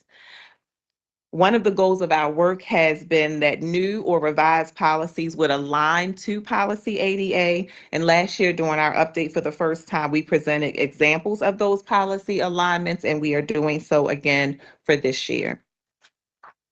Our outgoing Equity Advisory Committee, which were already recognized at a former board meeting, we have now seated a new group of Equity Advisory Committee members who had their first retreat all day on Saturday. Here are ways that the Equity Advisory Committee have reviewed policies and provided feedback before those policies came to Policy Committee and the full board for a vote last year. That concludes the compliance portion of the report. Before I move on to the update, are there any questions? Okay, I'm going to keep rolling. All right, so now I am very excited to share the work. This is what I really wanted to do of this dynamic team. As I go through the presentation, in a world with more time, they would each be reporting on their own work, but since I have the pleasure of doing so, I'm just going to ask that they stand so you know who they are. Let me first start by acknowledging the director in our office, Chidamawe Dako Mwanda, who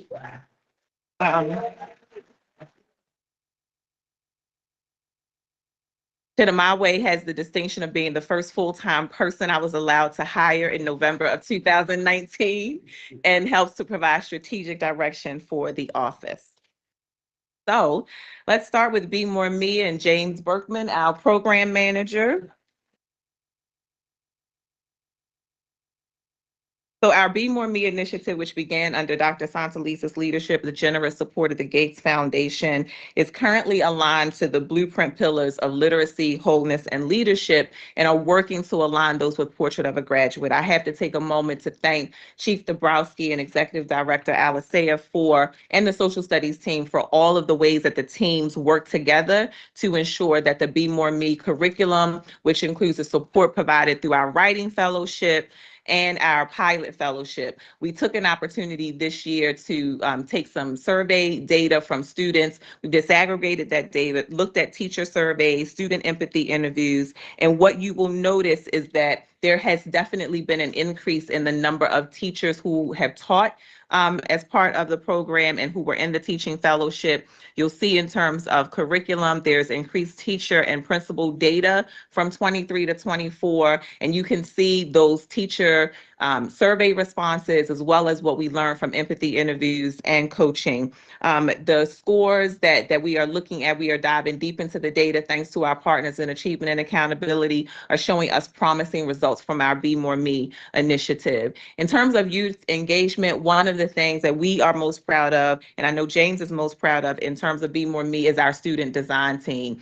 We get out of their way and we let students lead. As a matter of fact, during earlier this afternoon, as a part of our Maryland Cultural Proficiency Conference, our student design team were panelists and moderators, and the overwhelming response was, we don't really need to listen to anybody else. Students have a perfect way of telling us what they want us to know. Last year, we engaged 217 students through our Be More Me speaker series. They were in-person events. We went back to in-person, which I'm very glad that we were able to do. Those events were held at both Coppin State University and Lexington Market, and we now have Be More Me clubs where we partner with 3 schools. The Be More Me youth engagement also includes our student conference. Our 3rd student conference last year was We Are the Past, Present, and Future. You will see the increase over the years of the number of students who participated. So in that first year, there were 120 students, and last year there were 230. 21 schools participated, and there were 13 workshops. One of the things that is important to note about the workshops is that they are all vetted by students. The theme is all set by students, and the students do all of the work. So we want to make sure, Dr. Santalises, that you know we heard you when you said you wanted more school diversity and you wanted an increase in students. And so we are gradually moving the needle in that way. Our student conference, you'll see the response rate for surveys, the number of students who said they would recommend this event to a friend, and they feel encouraged to be leaders in their community. The student conference has been held at Morgan State University. We are already confirmed again for this upcoming year. So we're going to share a small clip. Let's hope it works out the way it should. Great. Good morning, everybody. I want to welcome you all to our third annual Be More Me conference. I'm extremely grateful that you all can make it here with me and my friends today. I promise we have a lot of fun sessions in store for you all. Our theme this year is We Are the Past, Present, and Future. We chose this theme because we wanted students to understand that their actions affect themselves and the world around them. I would like to ask our student design team to explain why this theme is important to them. When I was younger, I wanted to change so many things, but I never had the platform to do so. I had the plan, not the platform. So the conference thing to me is allowing me to dig my hands in the future before it gets here and mold it to best fit who I am. The theme past, present, and future means to me reflecting on how their actions in the past affected their present and their future. It kind of means to me the saying known as Ubuntu, what basically means I am because we are. And that's essentially the whole goal of this summit, is to, teach the youth that because of the actions that people did in the past that have presented different opportunities for us for the future or the present. So the event today, it's our Be More Me student conference. It's a great opportunity for our young people to really experience joy, have fun, exercise their voice, and learn some new skills. It's our end of year celebration. So after a year of testing and just grinding out some schoolwork, we want students to have fun, enjoy some music, some great food, and really some fellowship with community members.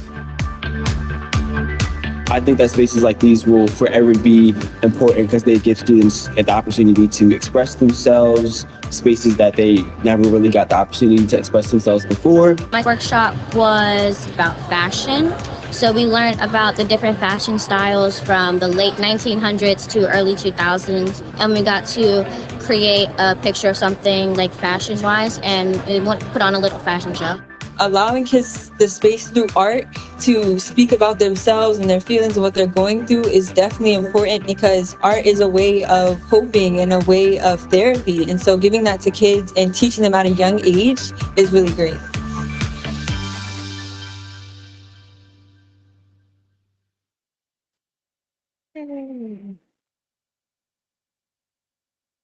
Uh-oh. Hold on. All right, I might have to stop sharing and come back out. So I'm going to keep going. So next, we will talk about our educator pipelines and induction work. Educator pipelines and induction team, go ahead and stand.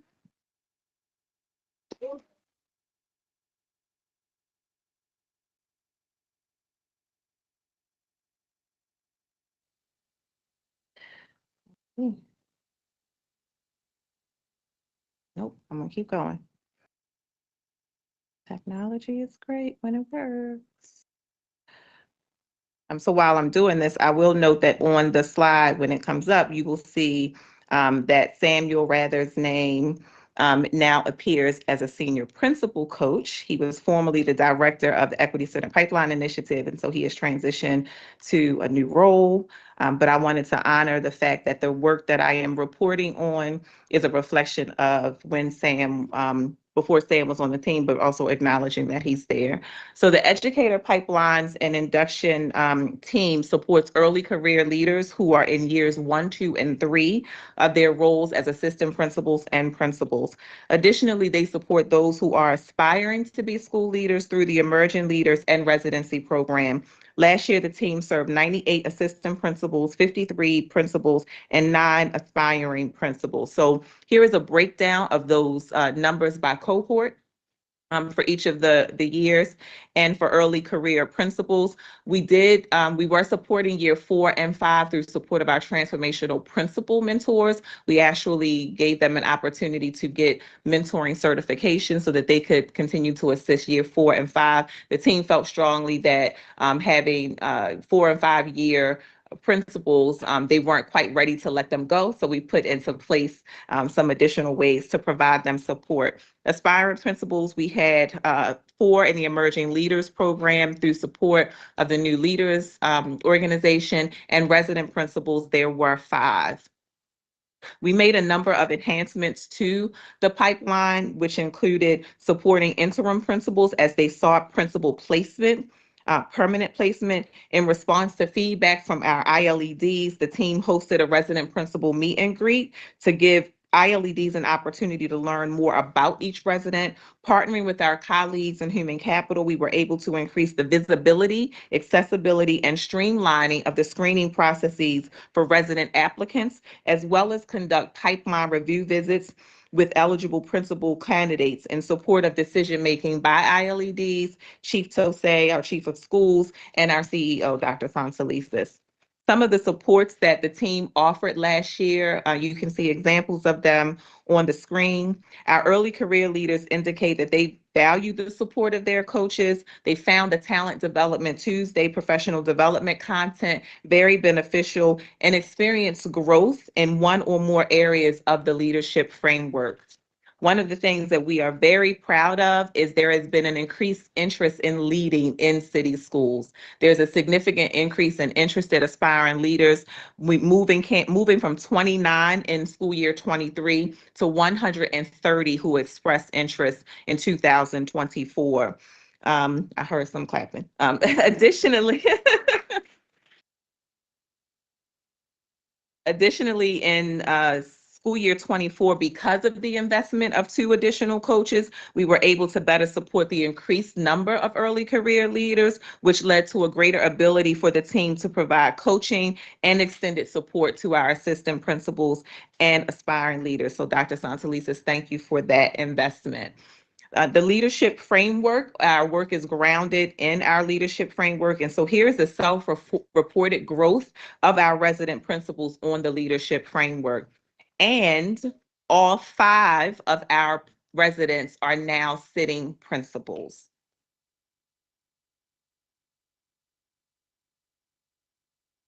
So we definitely want to thank our mentor principals, our ILEDs. Congratulations to our new principals. Their coaches are very proud of them. As a result of the city schools' focus on pipeline development, you'll see ways in which we have transformed this entire process. We've had an opportunity to partner again a cross-functional approach to include the schools office, the academics office, the communications, engagement, and enrollment to make sure that we are aligned in our support models for our leaders. And effective July 1st, we launched, drum roll please, iLead, which is the City Schools Residency Program, Intensive Leadership Education and Development.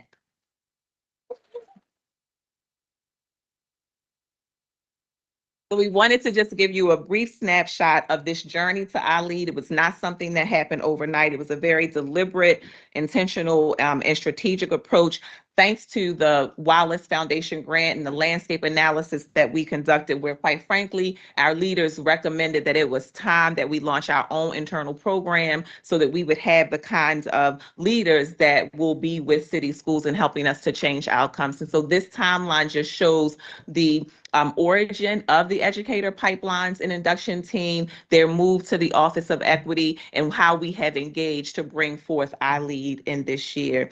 An example of some of the modules that the team has developed includes, of course, a Baltimore focus. That's another piece of feedback we got from our leaders, that we needed to make sure that any new leader in our organization had a Baltimore context. They had a historical frame, and they were coming in with equity-centered leader values and dispositions, and of course, aligned to our PCEL standards.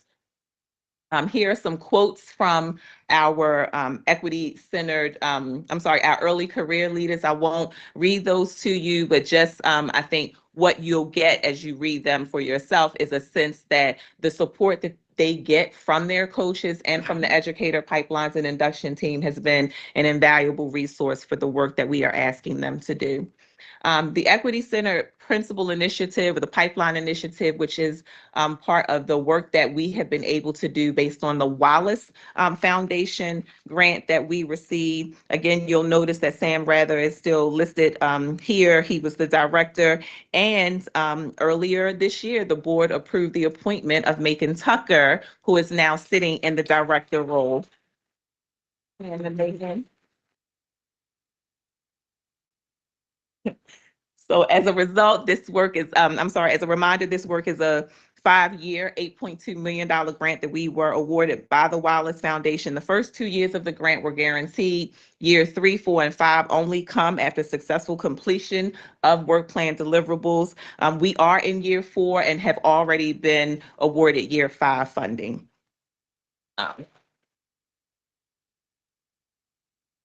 So I'd like to thank, of course, the Wallace Foundation, the Vice President, Dr. Floyd Cooper, our Program Officer, Jessica Furr, our Consultant, Andy Cole, and Sharon Dondies and Chantel Jackson at the fund. So we're going to start here with another brief video. Leadership exists in every demographic group. Leadership exists in every zip code. Leadership potential exists everywhere. And so how do we now model as adults what we want to also be true for our children? And that's what this work is. And that work is also reflected in all of the partners that are here, in all of the people that have come alongside us to say, we understand Baltimore City Public Schools touches every element of life and vitality for our city.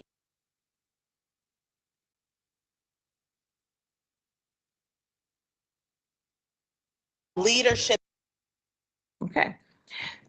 So the ECPI success last year would not have been possible without partnership with our colleagues in the departments that you see reflected here. It can't be overstated how important it is for there to be alignment and cross-functional collaboration to drive sustainable system change. This slide and the one that follows are examples of that progress.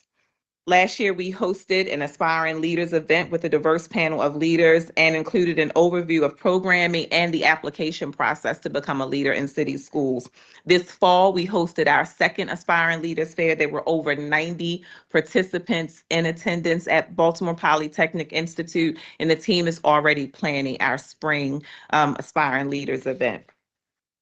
Again, on the screen, you'll see a list of the professional development offered by the team last year, primarily for principals, but included some assistant principals, equity fellows, ILED, school managers, and central office staff.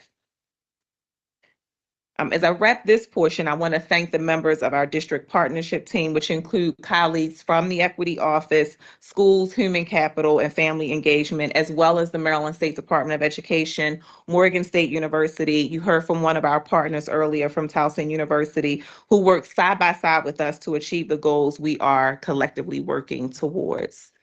Our school support team.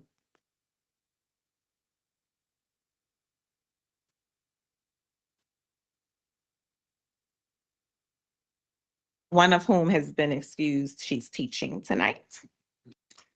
So our school support team focuses on supporting the development of equity fellows who are classroom teachers that serve as the liaison between the specialists and the school equity action team, co-convening the school equity action team and offering in-school professional development, which now includes in-school offerings of our Introduction to Racial Equity seminar.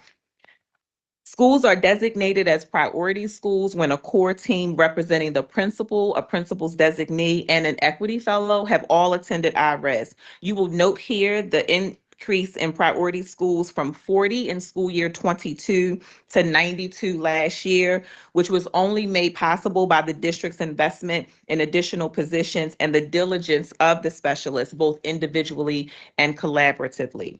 The number of schools who had highly engaged seats also increased from 11 to 28 in just 1 year. A highly engaged seat is a seat that meets 6 to 8 times with their specialists.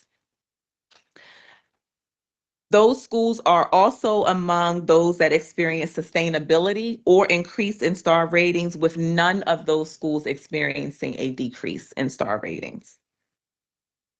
Completed equity action plans. Again, you will see the increase in the number of schools that completed equity action plans, and the equity action plan is directly aligned to the school performance plan. Our equity action planning cycle, you'll see that the priority schools ended at different points in the equity action plan. There's a range in schools from those who didn't start the cycle to those who achieved their success criteria, and some of everything in between. Some of the seats are still learning foundational concepts, some formed later in the year, and some were based on their IRES prerequisite or who were unengaged.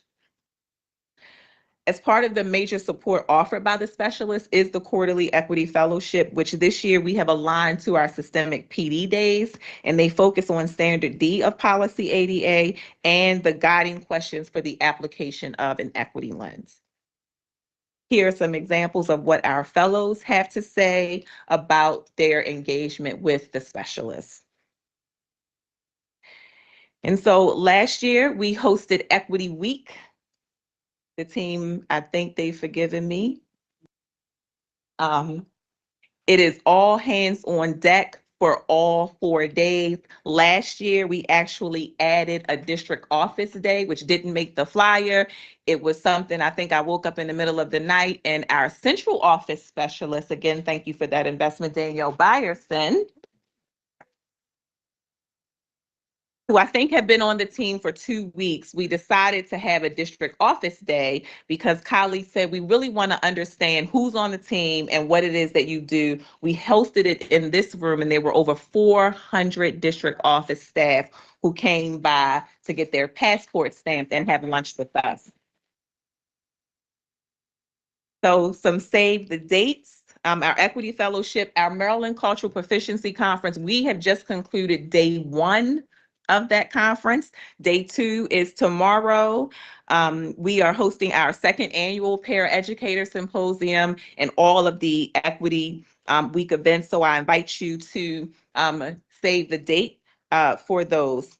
As I close and before I take questions, I would like to take this opportunity to thank the board for your continued investment in the work, for your support, for showing up at our events, for coming to IRES. It absolutely makes a difference when you all are present. To my cabinet colleagues for their support, collaboration, and willingness to stretch who we are in our respective roles and as a senior leadership team. And our CEO for her vision, leadership, and for trusting me and the team. To my equity team, who are among the most brilliant individuals I have ever had the pleasure of working with. Earlier today, I had the honor of receiving the Dr. Warren C. Heyman Equity Leadership Award from the Maryland Cultural Proficiency Conference.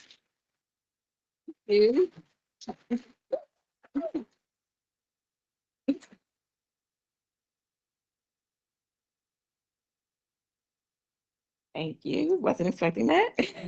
Leader. And earlier this year, I was also named the Equity Leader of the Year by the Council of Great City Schools. We saw those photos, the photos from today. Yes. Okay, we need to see those. Yeah. Okay. And what I want to say, in addition, again, to I remember sitting at this, not this table, but a table similar in 2019 when the board unanimously adopted the equity policy, and I did not, in that moment, I could not envision what we have been able to accomplish together. And I also want to say, and I think Chief Jones mentioned this earlier, last week, the members of us who were able to attend the council were there representing city schools. Many of our colleagues did phenomenal presentations during the council. And also, as you all have heard, Dr. Santelises, who was a finalist for the Green Garner Award, which is the top honor that the council awards to a superintendent. She was one of 5 and in the country, and, you know, our winner. But one of the things that happened as a part of the ceremony was playing of a video that we submitted to the council for Dr. Santelises. And so as I close, we would like to share that video with you all.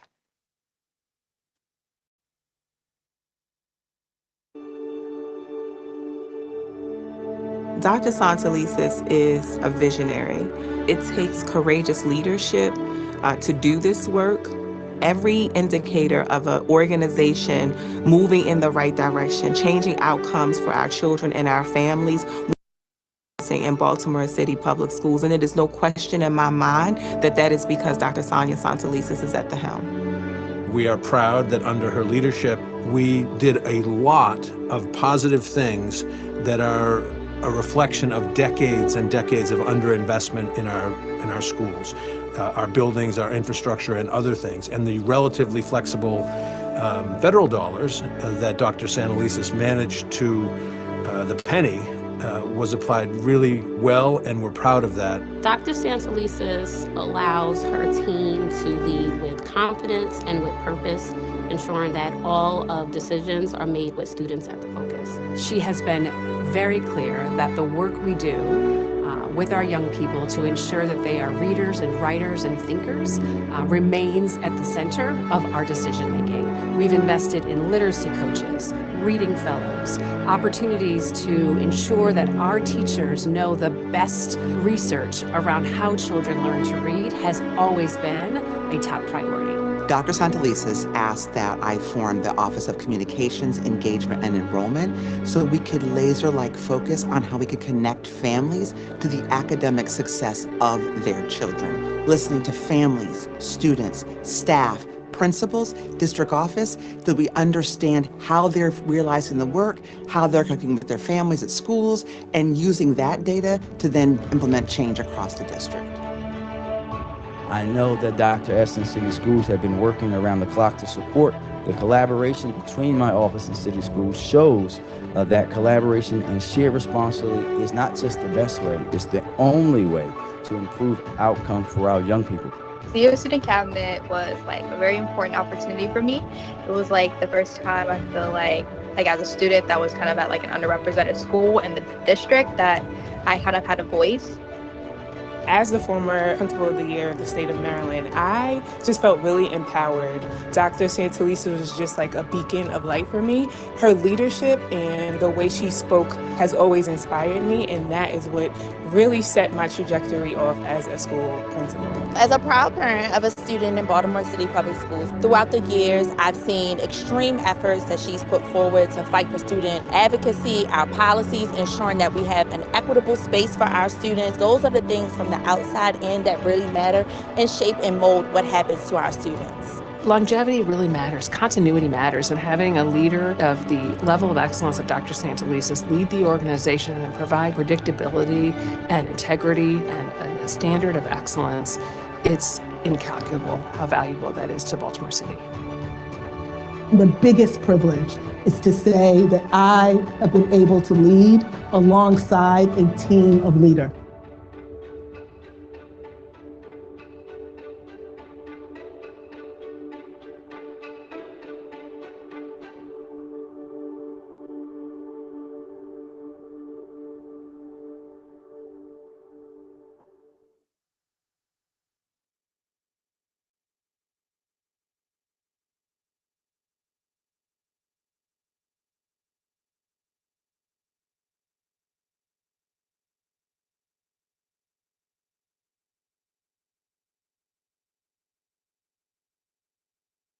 And I'm afraid you're not getting out that easy because we want to talk a little bit more about you to thank you. So we all are here, all the cabinet members who are here, we're all supporting you. Not everybody could be here at this moment, but we just wanted to thank you for your leadership and how much it's meant to us. One thing that hasn't been said yet is that Dr. Santelises is now the longest serving CEO in city schools since 1946. So since 78 years ago, she's been the longest serving CEO. And that kind of continuity really makes a difference and has allowed us to make really important improvements in the district. Dr. Santelises has deep and trusted relationships with teachers, with principals, with parents, with community members, with elected officials, with central office staff. And over the past several months, I've regularly heard from members of all those communities about their concerns about Dr. Santelises' contract and the importance of having her stay. So they'll all be happy to hear that this passed tonight. There's a lot of accomplishments that come with continuity, and one of them is the development of a strong leadership team. You see the leadership team here. You see Dr. Durant's leadership team that we all rightly applauded. You see leaderships at all levels of the organization that are here in large part because of Dr. Santelises. You also see, you talked about the number of leaders who want to become leaders now. There's also an increase in the number of people who want to remain leaders. So the principal retention rate for during Dr. Santelises' tenure has increased from 86% to 95% during her tenure. There's also been just notable and consistent and steady academic gains during her tenure, but particular highlights that I'm going to shout out are during her tenure, middle school ELA results have increased by 106% versus a 24% increase statewide. Kindergarten readiness performance on DIBELS end of year performance this year increased by 30% versus percentage points versus the national 15 points. Meanwhile, students who attended one of our pre-Ks or Judy Centers outperformed the state on the kindergarten readiness assessment.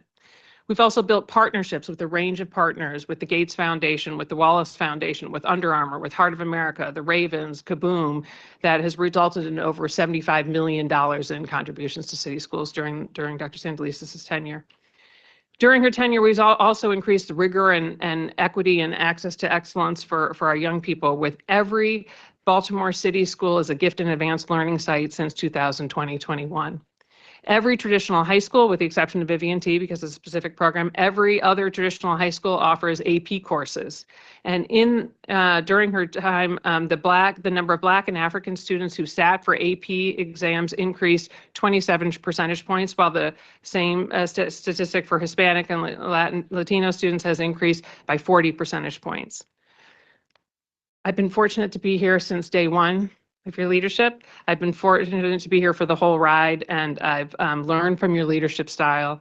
I've loved the way, watching the way you lead with integrity and lead from your values. I've been inspired by you. I've had the pleasure of fighting on behalf of city schools alongside you this whole time. And mostly I've laughed with you a lot of the time too. And so I just want to thank you for the opportunity that you've given to me and to all of us to be part of your leadership team, and how proud we are to be part of your leadership team.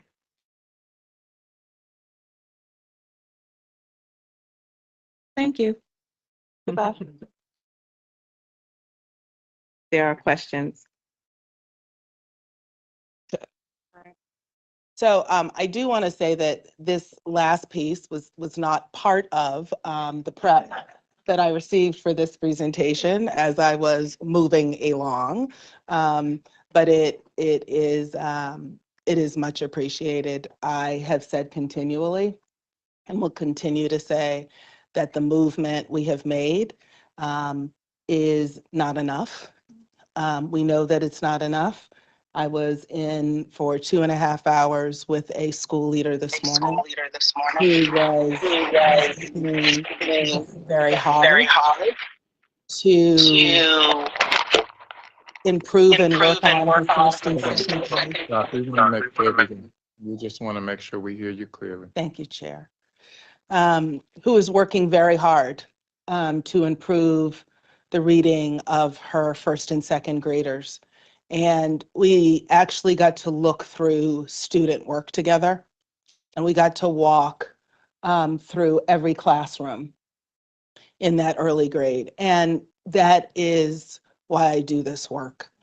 It is not for adults. It is not for making people feel comfortable. I don't do it perfectly. I am not a perfect human being. My faith teaches me there are no perfect human beings. But I lead always knowing that unless I have people with me, then all I am doing is a talking head. And the fact that every single data point, every single accolade, every single school that is serving students better is because of the people who lead from their seat. That leader today was struggling, but she sat there and she was vulnerable and she walked and she took my feedback. Because she knows and I know I cannot lead every school in this district. The cafeteria workers, the food and nutrition workers who make sure that every young person in line or who might not get in line, I can't do that every day. The bus drivers who when other people call out, they come in. I cannot drive every bus in this district. This is about a team. I am proud to lead here. This is about you all. And I mean it when I say this has been one of, if not the highlight of my career. And it is a privilege to serve Baltimore City, to serve this city. I don't want to be in Montgomery County, although I respect that superintendent. I don't want to be in Anne Arundel County, even though I love Dr. Bedell like a brother. I don't want to be in any other district but here. I love this city. I believe in the potential of these young people. I love every single time that I get to shout them out. And I want you to know that this is generational work. And even having an additional year, it will not all get done. This has got to be passed on. And I do want to thank all of the leadership, whether it's board leadership, whether it's city leadership, Mayor Scott, who walks his talk in supporting kids, everybody who does what they do so that our young people can sit in these seats whenever we are gone. That is why we do this work. And we've got more to do, which is why today I wasn't carrying around the Council of Great City Schools Award. It was home, it was on my shelf, and I was sitting, rolling up my sleeves, looking at kids' foundations books. Because that's what you all do. You make me proud to lead here. Our ancestors are proud. The people who died and went before us are proud. And at the same time they are proud, they are saying celebrate and then get back to work. And that's what we're gonna do. So thank you all. Like I said, it was a little, I had no idea. I was like, why are all these people coming up? But I thank you.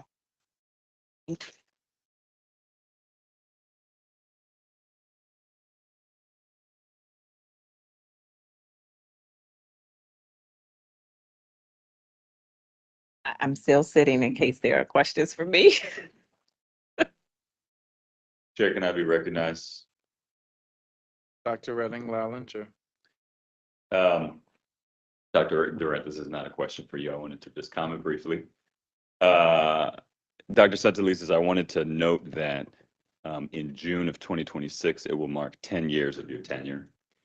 And I wanted all of us to recognize and think about the fact that nationally, this is not common, right? That there are not many urban districts where you have a leader who's given 10 years, and few people know what kind of energy and vitality and dedication and sacrifice that it requires to give 10 years in this type of position. So I want to congratulate you and thank you to your service. Thank you for your service.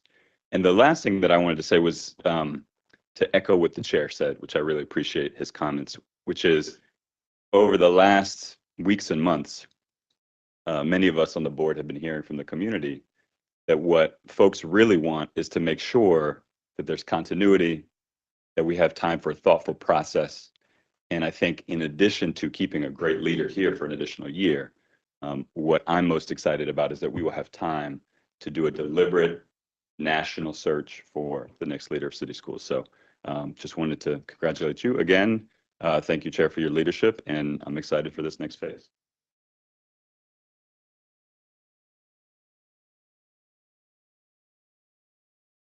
Someone have something?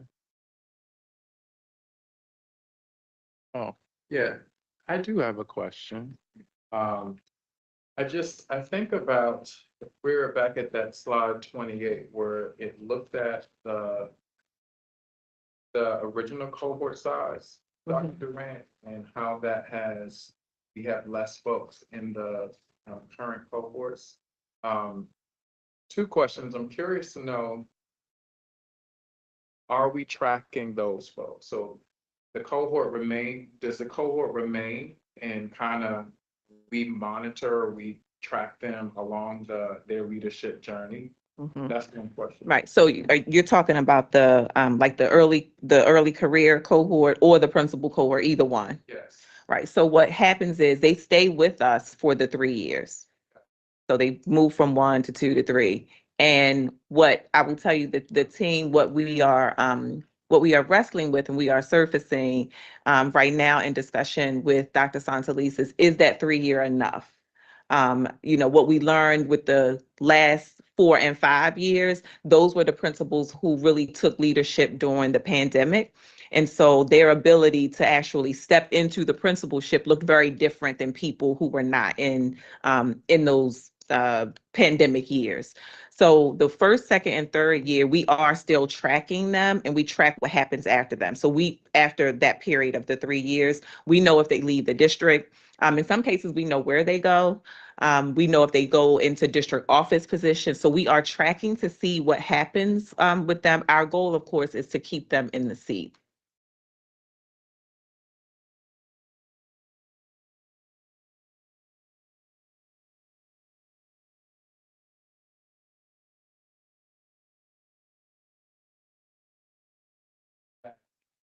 To aspiring building leaders, to district leaders, because we do know that they're like those teacher leaders, that a lot of the work that happens in our school, they don't necessarily want to take on those roles, but we know the vitality that they provide to school. So can you lift a little bit of that? Because I know the board has been having these discussions for quite some time, developing strong pipeline, making sure that we're developing our own so that our, leading and doing the work. So can you lift a little bit of that up? So on the teacher leader side, to be completely transparent, the work that is done in the academics office under Chief Dabrowski's leadership, a lot of that work that is now sitting with Deputy Chief Swinton Buck and Katia Denisova, the work that they are doing is around that teacher leader piece, strengthening our leaders. Related to that and connecting to the wireless work and the ability to leverage these funds has been our work in development on our leader tracking system. So we are building that as a way to be able to look at teacher leaders, teachers who aspire to leadership, and to your point, Chair McFadden, who may not necessarily see themselves in the principal role immediately or if ever. The same is true about our assistant principals. One of the things that the landscape analysis also revealed to us is what assistant principals were saying is once someone knows that I am not interested in being a principal, my kind of support and development stops. And so what we wanted to do was also build a way with our human capital partners to make sure that we are not just dropping people off if they say they're not interested in the principalship, because we also understand how critical assistant principals are in buildings and how much work they lead. And so they also need development. So working with the chief of schools and our ILEDs, we are supporting assistant principals. The Emerging Leaders Program is another way that teacher leaders can still continue to develop capacity so that they can lead from whatever their seats are. More broader in the organization, we are working closely with human capital around how we develop other opportunities to grow leadership across the organization, even if it's not the assistant principal role.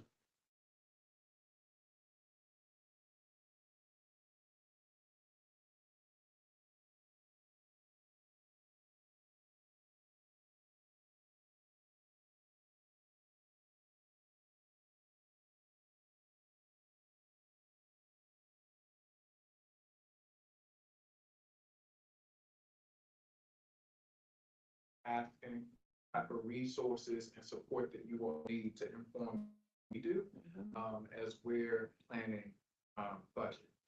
And people are going to think I set this question up. Because our word for this year is sustainability. It is one of the things, and I have been teeing up with Dr. Santelises and with Cabinet for at least 2 years now. It is the very point that you made. We have been able to do some tremendous work with our ability to leverage not just the Wallace funds, but also Casey and Gates. And to be honest, so much of the work that we are doing, the programming aspects, the district has committed with the approval of the board in terms of salaries for all of the positions on the team.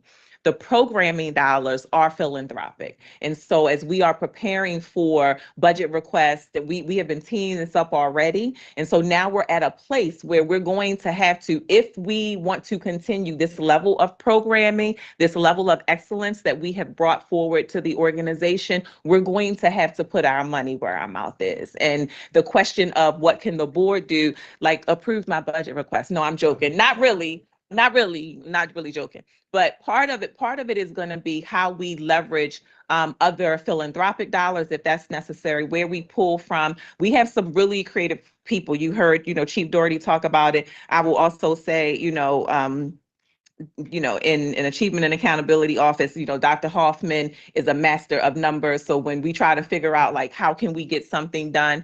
But it is the thing that is keeping me up right now. It is about what happens, not in year 4 and 5 of the Wallace grant, but in years 6, 7, and 8, as our consultants always reminds us. So we're going to have to be really thoughtful in the approach to our funding, and also making sure that people understand what we are doing. I think that we are like a best kept secret that is the city schools, and we are doing some really tremendous work. We are leaders in the work that we are doing with our Equity Center principal development work, with our school equity action teams. And so our ability to have the board especially be ambassadors of that work and flank us and quite frankly understand what we do. And that's why I open with, when you all show up, when you all come, when you all really understand what it is we do, then you can be part of how we are getting the extra support we are going to need to continue to sustain our work. Definitely put on the May 22nd, the Be More Me Student Conference. Yay. We definitely want to be there this year. But I think that's also a good push to the board, because it's both and, right? It's not just us prioritizing, because I think we are prioritizing the work, but we also know that we are in a system that is rooted in generational inequities in our schools, and we are underfunded, and people don't like when we say things like that. But when we have been historically disenfranchised for generations, right? Our buildings, we still have the oldest portfolio in the state. That's exactly right. That is shameful for our kids, right? Yep. And so we need to, yes, prioritize what we're budgeting for, but also our philanthropic partners. And so I appreciate you lifting that, because I can't do it in the absence of that. It's got to be both and so to board members, as we're leveraging our partnerships and just the advocacy that she's mentioning, it's important that we continue to push that, and we push them for more, right, to help sustain what we're able to balance here. Thank you, Chair. Dr. Durant. Thank you. Commissioner Esposito. I have a question. I know the interest in teaching for high school students has fallen, and you all have a lot of great engagement with Be More Me. Is there any way to kind of combine Be More Me and the teacher pipeline to replicate like almost like a CTE program for students who may be interested or need exposure to teaching? Sounds good. Oh. What I will tell you as a follow-up is I'm happy to talk with Chief Dabrowski, Chief Tosay. I think there are a lot of opportunities. I won't go into much detail, but I will tell you that I think Dr. Santelises and I were having this conversation at council. I think that one, we've got to make the profession be more attractive to folks. And so part of that is actually about how people feel in the profession currently. Like if I see you all stressed and downtrodden and why would I want to do that job, right? So I think part of this is how we care for and hold the people that are currently in those roles to be models. The other thing is, I think more opportunities for young people to explore different careers will change things for them. I won't share all of her story, but my own daughter, who is a first grade teacher at Barclay Elementary Middle this year, who if someone would have sold her 5 years ago, she'd be in a classroom, she would have called them outright a storyteller. She had no interest, no desire. And it was actually during COVID when we couldn't go anywhere and she was providing support. I'm going to call it Chief Hike Hubbard's daughter. We were sheltering in place and had to be on meetings all day. And Chief Hike Hubbard's daughter needed to be in class. And so my daughter went and she was tutoring her and she was getting her in class and she was helping her to read. And that's when she found her love for education. She went into para and now she's in this first grade classroom, never a part of anything in her mind. And what she said to me 2 weeks ago, she said, I think it's actually insane that you all think 17-year-olds should be able to make those decisions when they graduate from high school. And she said, I found my life's purpose. So I think that exposure to those opportunities to be teachers and what that means is going to make an incredible difference. But I think I'm happy to have future conversations with colleagues about how we align the work. And she taught Phoebe how to read. Yeah. Thank you. After you, Commissioner Kenyatta, Commissioner Slater Harrington. Earlier, we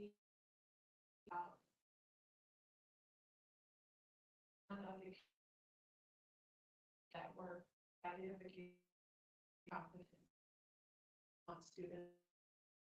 And I mentioned to Dr. Sampson that I see that is pretty to the work described as teachers and leaders and to plan out their professional development and able to then or stay in place and be a strong leader. All of it should be based on competence. And what that looks like at every level. As Dr. St. Felisa said, leading from it. So I would just encourage that key feature.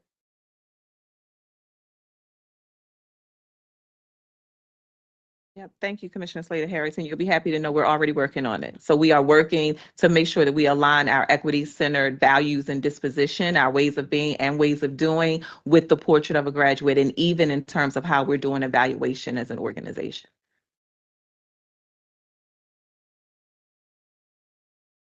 First of all, thank you. First of all, let me say that this is a rhetorical question.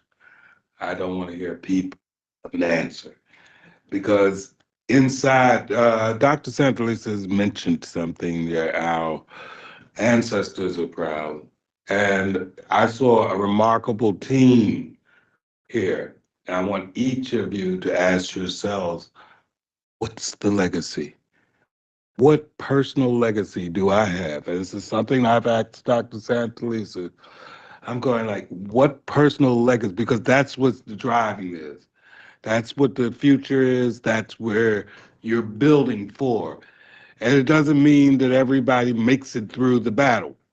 But as long as you're building a legacy, a future inside yourself, you can pass it on. Think about it, internalize it, answer it for yourself. That's it.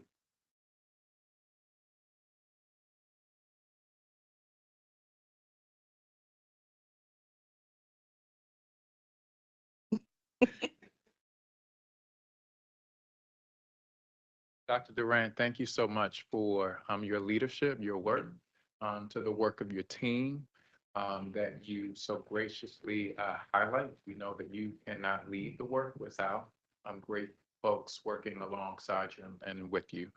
So thank you for this presentation. We look forward to the work that you will continue to do and lead here and your team and city schools and for the sake of our children here in Baltimore City. Thank you, Dr. Durant. Thank you, Chair.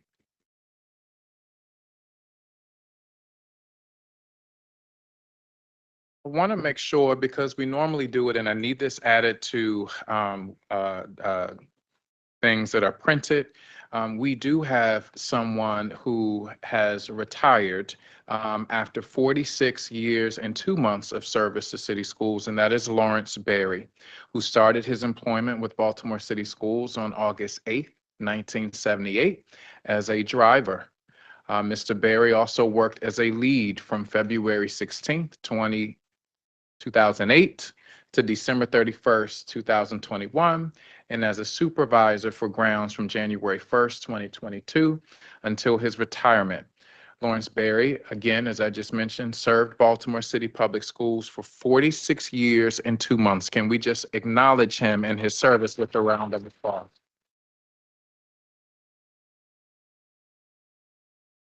The Teaching and Learning Committee will meet on Wednesday, November 6th. It is the day after a very pivotal day in our country, and hopefully we will all be engaged on that day.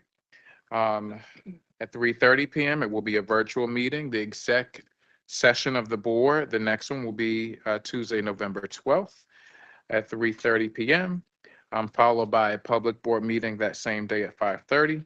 The Operations Committee will meet on Tuesday, November 19th. 2024 at 10:30 a.m. The Policy Committee will meet the same day at 4:00 p.m. And the Safety and Wholeness Committee will meet on Thursday, November 21st at 4:00 p.m. And these are all virtual meetings. Is there a motion to adjourn? So moved. Esposito. That was Commissioner Brooks. Is there a second? Second Esposito. Commissioner Esposito seconded that motion. Is there any unreadiness? No. All those in favor of adjourning, please indicate by saying aye. Aye. Any opposed? Hearing none, we are adjourned at 8:23 p.m. Thank you, everyone. Have a great evening.